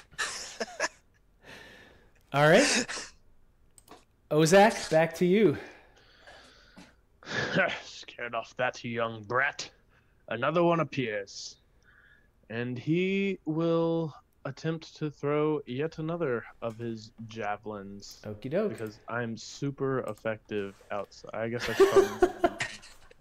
Yeah, we'll run over here. Okay. This is totally in my wheelhouse, guys. I'm telling you. Dwarf barbarians, made for siege warfare. So we will throw. That's an 11. Get me. Does not hit. Added. So if any of you want to roll perception, you will see that Ozak does in fact have a lazy eye because he can't see me. Okie doke. Someone could throw you up there. This is like my last fight. This is my every fight. Osel, you are up. All right, I'm gonna. So yeah, Osel, as you see Ozak slide up next to you and like grab his javelin and go to chuck it, and it just like 6 feet under where the top of the wall is, you just see a javelin like embed into the fort, and then slowly just fall and hit the ground. I kind of look at him like, and then I'm gonna cast command on this boy right here. Okay. Do it. Do it. You're gonna make him walk into the fire. That is a wisdom save. What's the DC? He's probably not gonna make it. Not with a 9. No, yeah, nope. It's 8 plus. Yeah. Proficiency and yeah. My charisma modifier, so that is 3. So no, yeah, you failed. Yeah, he's failed. So what command are you going to issue? I'm gonna tell him walk. Yes. Do Yes, it. you are. So he's not. Which do you point when you do this? Yeah, I point Which- toward this way. Toward the fire? Yeah. Yes. So he all of a sudden, like engulfed in this flame, is kind of looking at it, and he looks at you and just walks toward it. I don't believe. Hold on. I don't know if it. I don't remember if it can't, like, you can't cause him to harm himself. Not directly harm him. Not Yeah. directly harm his. Yeah. So he now enters.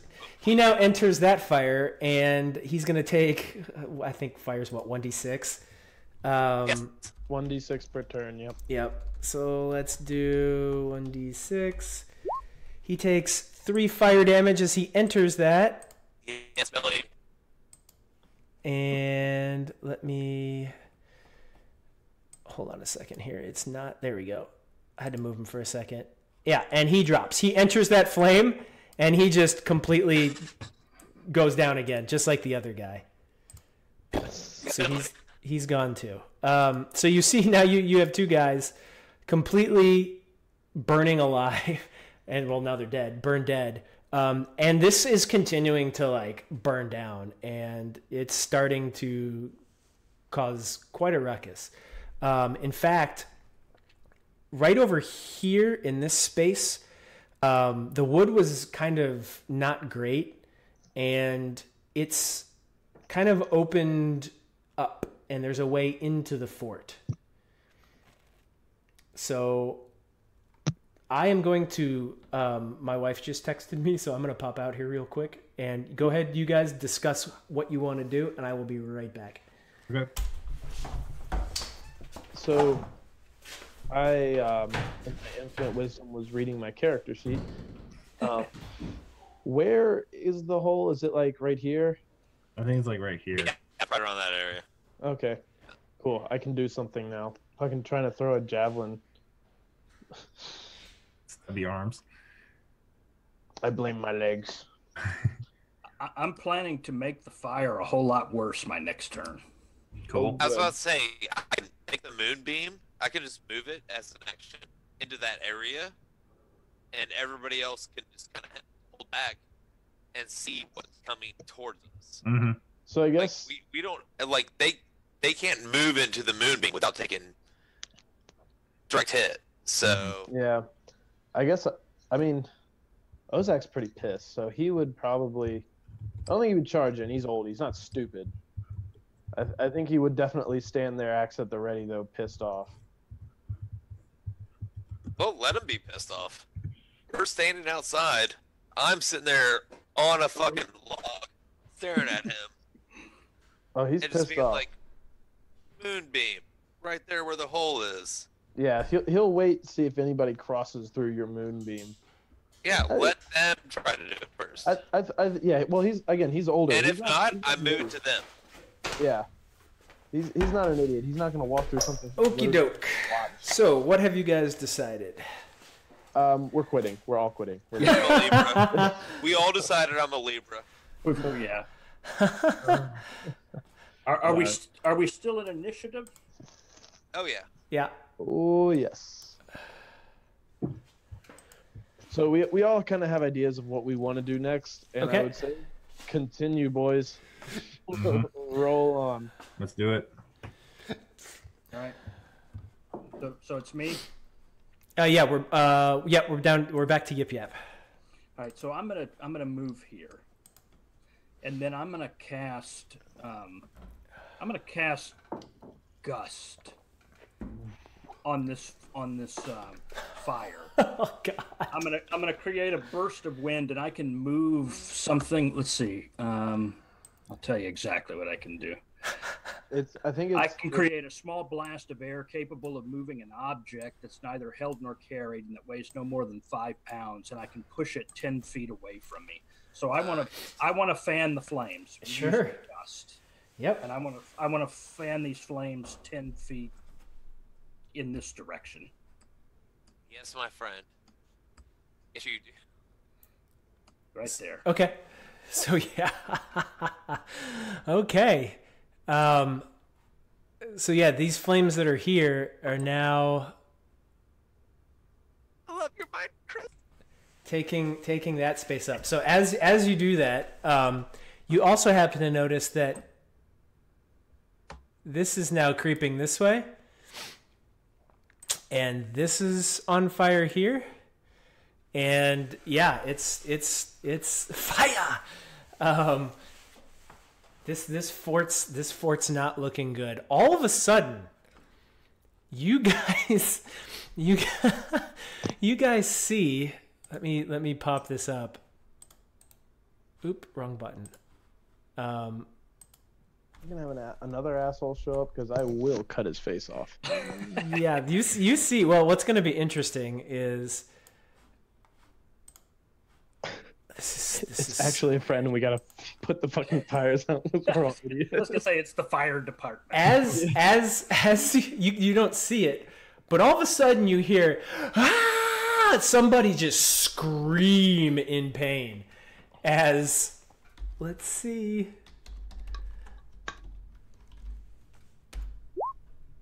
as he's like, you hear him scream and then it stops. Well, And all you hear are the flames continuing to flicker. I hope that was Seamus. Dumbass. All right, Yip Yap, are you done with your turn? Yep, that's all I got. Okay. Quill, we are back to you. So yeah, like there is fire. This thing's going down. And you still continue to hear shouts from the inside, but they're like, you can't quite hear them over the flames because this is a roaring fire at this point. Okay. So. Oh. It's not a gate. The only gate is in the front, right over here to the left. Right?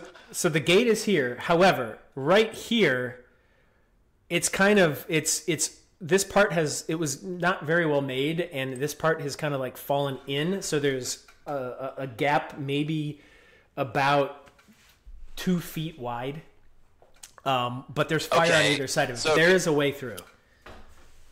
There's a way through, but we'll take damage going through. You'll take 1d6 fire damage to go through it. All right. So I'm gonna go through. Idioclate. All right. And then roll perception. Okay. Go for it. To see what I see. Okay. Go ahead and roll. Well, wait until I'm not dumb enough to figure out my fucking character sheet. You're gonna take one fire damage for running through that. You do it very quickly. You almost are able to like push the fire back a little bit. All right, I rolled 20 on perception to see if you're friendly and not. Okay, so you see Seamus like running away. Good. You see him like some dude just trucking, and you know it's him. And there's like his pants look a little wet, like from the back. So you're pretty sure he may have peed himself. And yeah, so he's busting out of there, and then you also see. Sorry, I've got to move all these. You see another dude down here, and he looks like a pretty badass dude. He's pretty ripped up, like shredded. He's a big dude, probably like 6'5", human. Big, like coach style beard. And he's a burly dude. He's mad, and he's trying to yell at Seamus, you know, get back here, you coward. As Seamus continues to peel off and run away. And then he's making his way toward the fire. So Seamus continues to dip out, and this guy starts to walk over, and he sees you, and he goes, "Who are you?" I'm the guy who's doing this, and I do a moonbeam right over him. I just move it down as my action. Okay. All right. And So you see it's just yellow eyes as I just look at him and just say, I'm the one who's doing this to you. So just move it directly on top of him? Yes. All right. Let's fire that up again. Roll 2d10. And he's going to get a save against this. What was it? A con save? Con save, yeah, 14. So he makes that. So he takes half damage. So he'll take we'll call it 3. I'll always round up for damage. So that's 3 damage on that bro. But he's engulfed in flame. He is in ghostly flame. Okay, and I'll take I have like 10 more movement. Yep. Nah, fuck it. I'm just gonna stand there and smile at him. Okay. All right. Ozak, back to you. Always saving a dumb elf. 5, 10. That's what I knew you were gonna do. 20. 25. And we will. I guess I'll take my 1d6. 1d6. Yep. I'll go ahead and roll it for you. Okay. Motherfucker. 3 damage. That wasn't fun. And I will. I think he's running, carrying the great axe in one hand, kind of unusable, and a javelin in the other, so he can kind of toss it. Okay. And he's gonna hoist a Javy boy at this asshat. Okay, fire away. He's gonna kind of see. He's almost gonna use the moonlight as a spotter almost. To Sure. show Yeah, it's dim light, and it's probably at this point like 3 o'clock in the afternoon. So. So he's gonna infer if the elf is attacking this man, he must in fact not be good. Okay. So we are. Forgive me for a second. I need to learn all my shit. Okay, rage only affects a melee throw. But we will, in fact, rage at this point. Yes. Well, you did take damage from the fire, so yeah. Yeah, we will rage. And we will... We're going to recklessly attack. Fuck it. So... Yeah, you we're Okay. gonna recklessly. He's gonna run in. He's pissed that Seamus didn't let him in the first place. So he's gonna run in and just heave a javelin at pretty much the first thing that's not the elf that he sees, and it's unfortunately this dude who is highlighted by fire and moonlight. Oh, 21 definitely hits. So well, it was with advantage. oh, so it's 25. That crits. Yeah, 13 damage. You see him like So this that's ghostly 12, flame, like highlighting his body, not quite like fairy fire, but in a similar fashion. And you completely like it's like that scene in Robin Hood where he shoots the arrow and like you have that beam. You just focus in on him and you hurl this javelin. Go ahead and describe your kill. Oh, fuck yeah. Oh, dude. I think it's a straight neck shot. Like, I mean, this dude is illuminated and he looks imposing. So he just runs in and almost without looking. So it's a little bit lucky on his end, as we've seen from the rest of his throws. Just hurls it right past his friend there, and he is just gonna land with this right in the neck. Oh, brutal. Okay. Yeah, so you see him just take one right in the neck and just crumple, and he goes down. That was a little easier than expected. Of course, humans, weak people. All right. Anything else you want to do, Ozak? I don't think there's much more I can do. Okay. Throw the javelin at critical. You have strength. about 5 movement left. Yeah, I was gonna say, you could move more if you wanted to. If we have 5 movement left, we're gonna move away from the fire. Okay. There you go. There you go. So Osel, you are up. all right, I'm going to come join everybody in the fort. So 5, 10, 15, 20, 25, 30. Go ahead and roll my I got fire you. damage. Yep. Ooh, 5. There you go. And Aw. it's kind of, like that scene in Final Fantasy VII with Sephiroth walking through the flames. That's how Usul enters the fort. Okay. Takes a little more damage. Yeah, well, and I'm gonna roll perception as well, just to see if there's anything else I see. Yeah. As I walk in. Yep. Nope, just a lot of fire. Yeah, like you're so concerned with the fire behind you and like the smoke billowing down and this tower of moonlight and a javelin sticking out of the dude's neck and Seamus running away that you can't really focus on anything else. I am going to cast, just because I can, the Armor of Agathis. I get 5 temporary hit points, and anyone that hits me for the next hour takes 5 cold damage straight up. Sweet. Nice. Awesome. Yip yap. You are up. All right. I don't. The dickhead arsonist. Yeah. I love it. Oh man. I'm gonna go here. And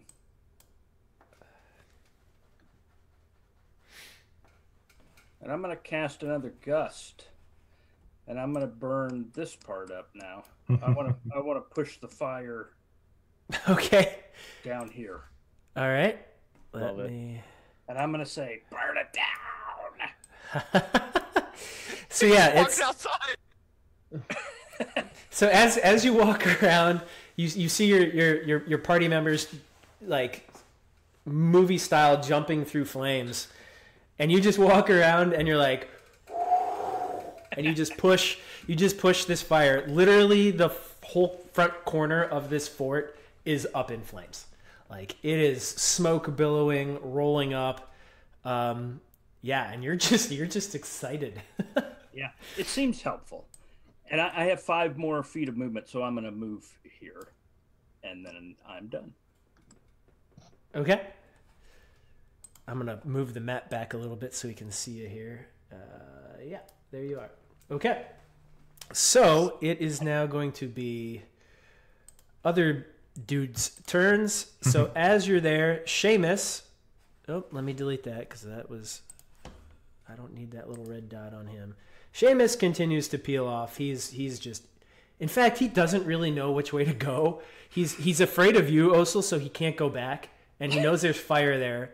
But he's obviously scared of some other people too. But he has to walk away from you. So you see him like I don't know which way to go. And How far away is he? I can't see him on the map. So okay, let me measure that real quick for you. So from Osel, he is about 45 feet away. Let me bump it just a little bit. We're gonna lose Yip Yap on this.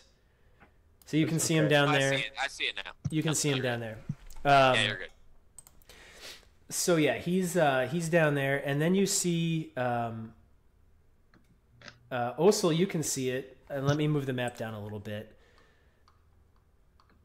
And we're gonna lose that dead guy up there, but I don't think anybody really cares. So right here at the edge right here at the edge, you see this guy on a platform. You can just catch a whiff of this guy, and you see him, and he is. Let me pull this up real quick, just in case you guys decide to tangle with him. So you see a guy. He's a pretty haughty dude. He's got leather armor. He looks pretty burly. And he's just kind of walking out. He's got a big mace that he's carrying, and he doesn't look scared. He looks pissed, and he's pointing commands at people and telling stuff. Like, you can tell that he's telling other people what to do. You can't quite see behind this platform, so you don't know what's behind it. Your angle doesn't work with that. You can see Seamus, and further to the right, you do see another thuggish looking dude, another big burly guy. And he's starting to make his way toward you guys this way. Okay. Okay, so it's my turn. So we are back. Let me jump on the correct Roll20 screen. We are back to Quill. Okay, so Quill just delicately walks behind the dwarf, has him on the shoulder, and then just points right there at the corner there, right here, and moves his moonbeam right there. Okay. So you see... Boink. Biggest dude on the field, and he says, yeah, that's where we're going. Let me make a con save for him. I think you said it was a 14, right? God damn it, yeah. So he makes it. So he takes half damage. Okay, so Yep. this moonbeam you see like shift on the field of battle, and it just slowly and like creepy whitish like moonbeam light just float across 40 feet in the air and just encompass this guy, and you just watch him like start to burn. Okie doke. How many points of damage did he take? He took 7. He took half damage because he made his con save. Okay. All right. Do you want to use any of your movement, or are you good to go? I'm going to stay where I am. Okay. Ozak, we are back to you. Thank you, Master Quill, for pointing out my next prey.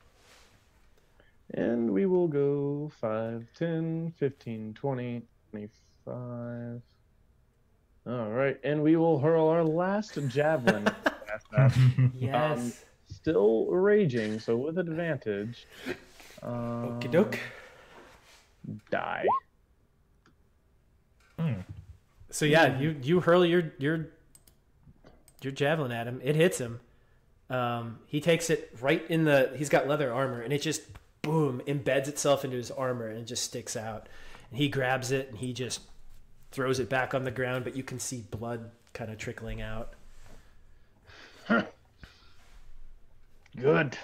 You bleed. I like it better that way. And, well, I don't think I can do much more. Okay. Yeah, he's kind of got to be in melee with me. So, that's it, because he's just out of my storm aura. Okay. I'm just But going to we move this did down. deal just a damage, so little we're bit. still raging. Okay. That means Osil, we are up to you. All right, I'm gonna go ahead and roll up behind my boy here, and I'm gonna kind of point my glaive towards the storm or more towards the sky and say, kind of mumble some words to myself, and I'm gonna cast thunderous smite. Yeah. Oops. Now, if I remember smites, you have to make an attack first and hit with an attack in order to cast the smite. Yeah, you have to. Smite is kind of tacked on to. It's okay. a bonus. It's a bonus after the fact. Gotcha. Okay, I'm sorry. It'd be sweet if you could just cast it. All right.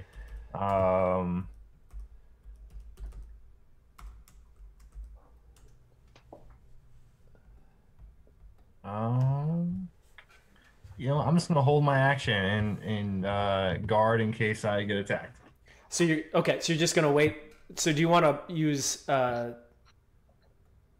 Do you want to hold your action until you're attacked, or do you want to what? Yeah, I'll just hold my action until I'm attacked. Okay. Okay. So yip yap, out there fanning flames. How tall are these walls on this fort? So the gate right here, they're like 10 foot. Yeah. Over here, it's like 15, and up here it was 25. So this right here is about 25. And the gate's closed. The gate is partially on fire at this point. So yeah, like this side of the gate, this door is all on fire. Okay. I'm gonna 5, 10. I gotta draw more fire. There's more. Let's see. His whole goal is to build That's for the fort. there. Can I get the door open? Because the other side's on fire, make a strength check Oh, good lord. or athletics, whatever, whatever may be higher. Yeah, I don't think any of those are particularly high. You never know. Let's see, athletics or strength? Oh, I guess we'll go athletics. Oh yeah. So yeah, you're able to push, like, because it's on fire. You're able to just that side of the door is just flirting with it, and the beam that was behind it was engulfed, and you can push right through. So yeah, this door swings open. So then I'm going to take my last 5 feet and move there. Okay, so in a cinematic way, all of a sudden, none of you see it, but this little kobold pushes through a wood fence door. Flames like charcoal kind of go out around it, and like little kobold strides through, disguised, and stands there. Like, Guys, come at me, bro. All right. No one open door. It is now their turn, and you see Seamus continue to peel off be a bitch. that way. 5, 10, 15, 20. Keep running, Seamus. This That was me guy, who started him. this guy actually gets. He tries to take some cover here. Pops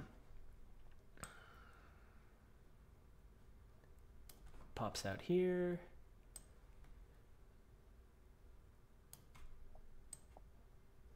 That's Seamus. I gotta leave Seamus where he's at because he's a bee.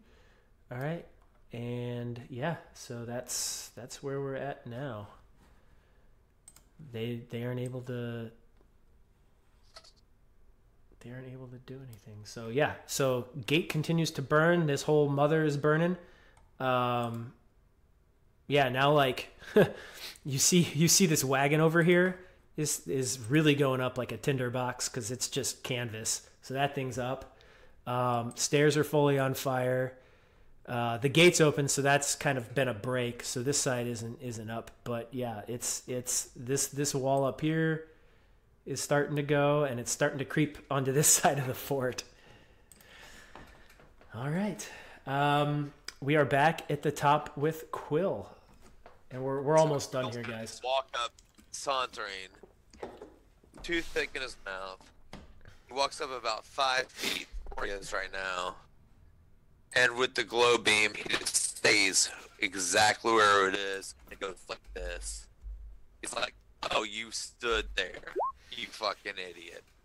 Let's see what this guy takes. He takes... It is 14, so he takes full damage. Yes, he does. And he is looking pretty damn rough. He's trying to call out commands, but he's struggling to find his breath. He's fighting so hard to stay up that he can't really say a whole lot because he's trying not to breathe in ghostly flame. All right. Anything else you want to do, Quill? You still have some movement if you want to use it. No. I'm staying exactly where I am. Okie doke. Osel, make a perception check. All right. Motherfucker. Hey, real quick, do I take damage if I walk into that circle too? Yes. I believe Good. so. 11. Yeah, and he's also on a platform. Yeah, it says nothing about friendly, so you're gonna take it. Good. Yeah, he's also on a platform, so you'd have to get up. Well, Well, it's outside of the platform too, so if he walks up to like here, he's gonna take it. Yeah. With an 11, yeah, you see movement. Like from where you are, like you can almost see just over this platform. It's not quite 10 feet in the air. It's more like 5 feet up. And you can see behind it, there's some movement back this way. All right. Well. Oh, it's still my turn. So Quill, you are done, correct? Yes. Okay, so Ozak, it is back to you. All right. So are these stairs right here? Yes, that is correct. All right. So continuing to rage, he's gonna saunter up to this asshat. And as we'll saunter up right on next to him. Make a DC 14 con save. Yeah, we don't give a fuck about that. He Barbarians, man. as he's failed one every single time. Zoop. Oh! Into the flame you go. And then so mixing and intertwining with the moonlight is his path of the storm. Yes. So give me a dex saving throw on this dude. Okay. I'm gonna pop you some. Was that a 10-foot radius? Yeah, it's a 10-foot radius. Just for my own sake here. I believe if you want to, if you click the settings button on your token, you can put 10 foot into the radius of aura, and I wonder if it pops up if you do that. Just out of curiosity.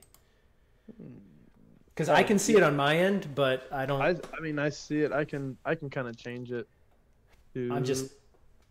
I'm thinking for the sake of. Yeah. See, I can change it. Cool. That's it doesn't show up on the stream. Oh well, no big deal. Okay, so you said a dex save. Okay, let's see what old bro does here. You're looking to beat a 13. Yep. Yeah, that he does. All right, so you're gonna take half of 1d6. I'm gonna just turn order and roll you a d6 real quick. So he takes 3 damage. All right. Describe your kill. Oh, I think as Ozak just storms up, lightning crackling around him, and strikes the dude straight in the chest, and he just crumples. Okay. This guy is down. Make a perception check, Ozak. Again, one of these things I'm very good at. With advantage. Yeah. Ooh. Wouldn't have mattered anyhow.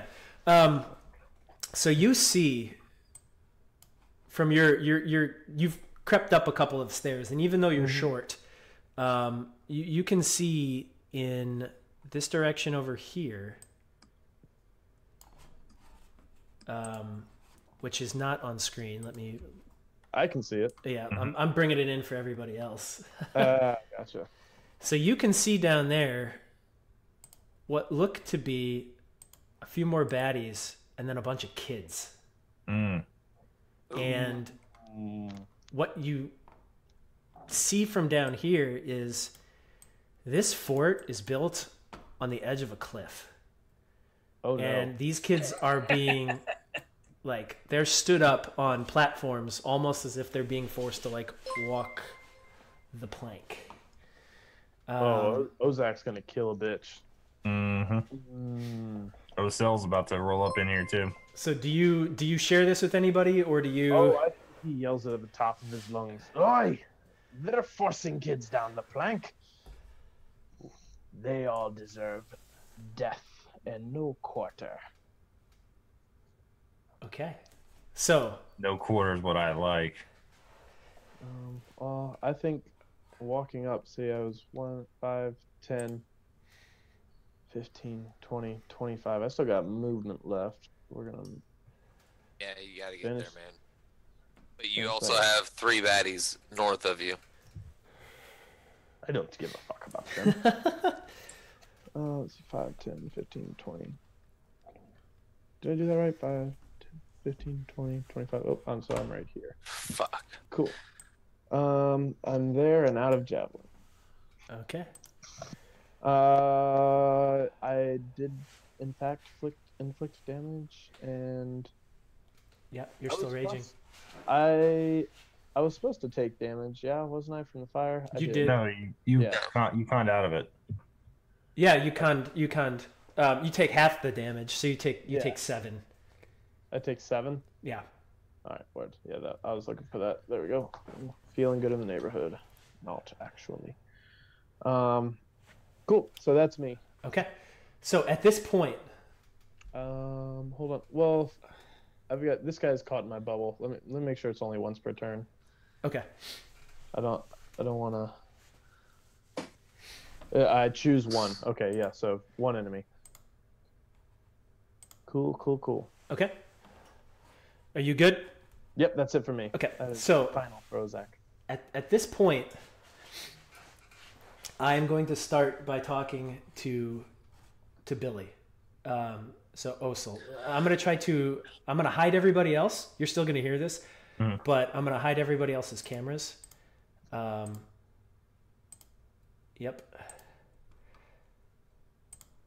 Okay.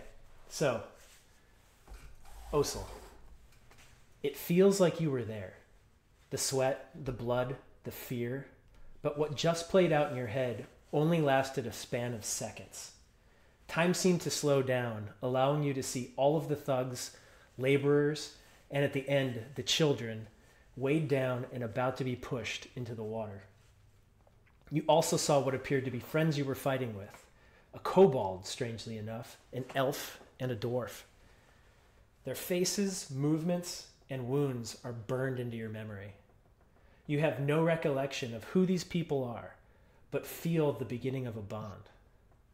While their image fades as you look out at the road ahead of you, a familiar entity enters your mind. You are filled with feelings of warmth and light that quickly turn chilly and dark, as if disapproving. You haven't done anything to warrant this sort of interaction today. As you wait a command, or scolding, you begin to grow confused and wary, unsure of what is about to happen. Suddenly, an overwhelming sense of expectation washes over you, setting you slightly on edge. Then a voice, that familiar voice, says, "Marsember, go now. They need you." All right. All right. Damn. Quill,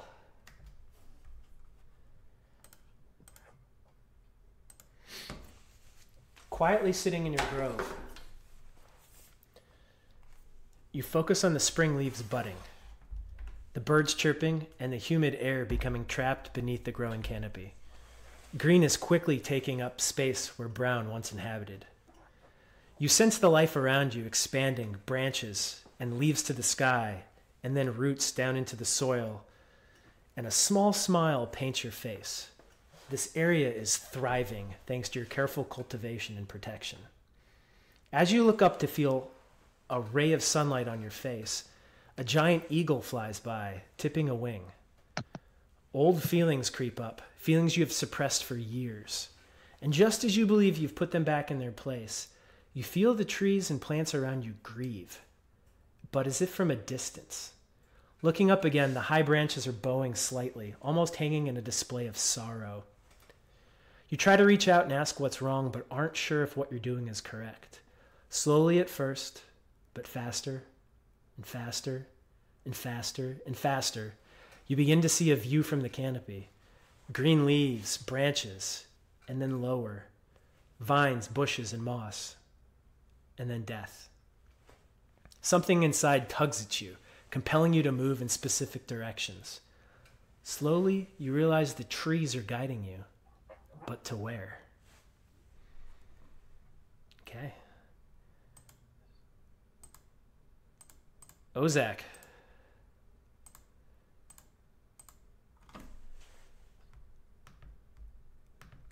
Sitting in your lighthouse, staring out into the quickly fading dusk, your mind wanders, arousing possibilities of choices not taken. As the day's light begins to fade, the purple blue of dusk takes over, making the whitecaps on the sea appear alien.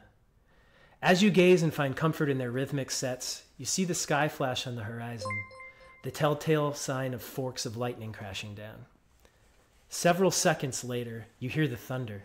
You continue to watch and listen, figuring distances and times, when you realize how quickly the storm is moving. Squinting, you see fog begin to roll in its soft haze, gently lighting wherever the lightning strikes. Within minutes, the fog has engulfed your lighthouse, its rotating beam illuminating your immediate surroundings.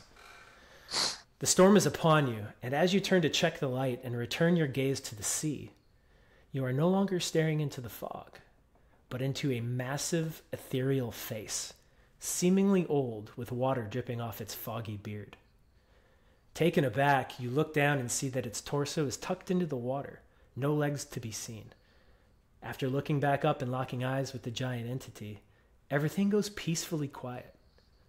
No louder than a whisper you hear, "You have lived in harmony with the sea for many years, young dwarf. You appreciate and honor it unlike so many others across this land. I have tasted a change in the rain. Something foul has entered our world in the east. I beseech thee to take up your calling and honor the water. Follow the rain showers." Hanging your head and closing your eyes for a moment, you shake your head in disbelief. Upon lifting your head again, the being is gone, along with the storm and fog.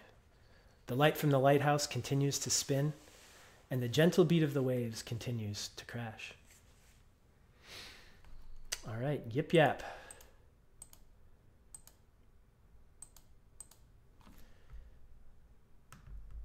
You're sitting in the Old Oak in Marsember, a tavern of questionable construction, but with cheap food, drink, and rooms. As a result, it attracts a less than reputable crowd.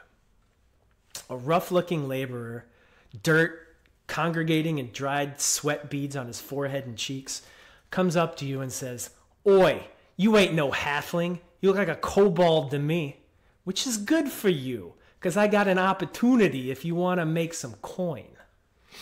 Pointing to a group of laborers enjoying a meal and drinks after a hard day, he says, "See them guys over there? They's tired of digging, and I knows you's things are good at tunnels. So how's about we give you some silver and you dig, eh?" You say nothing, trying to keep the facade of your disguise alive. He takes this for bargaining and offers some information. "There's some rich noble digging around looking for something. The boys overheard a security detail talking about some buried yellow rock or something that's supposed to be magic. So security's pretty tight, but only during the day. We can bring you in at night and let you dig till your heart's content. How's about it? 5 silver enticing enough? And that, gentlemen, is where we are going to end tonight. All right. So thank you for tuning in, and we will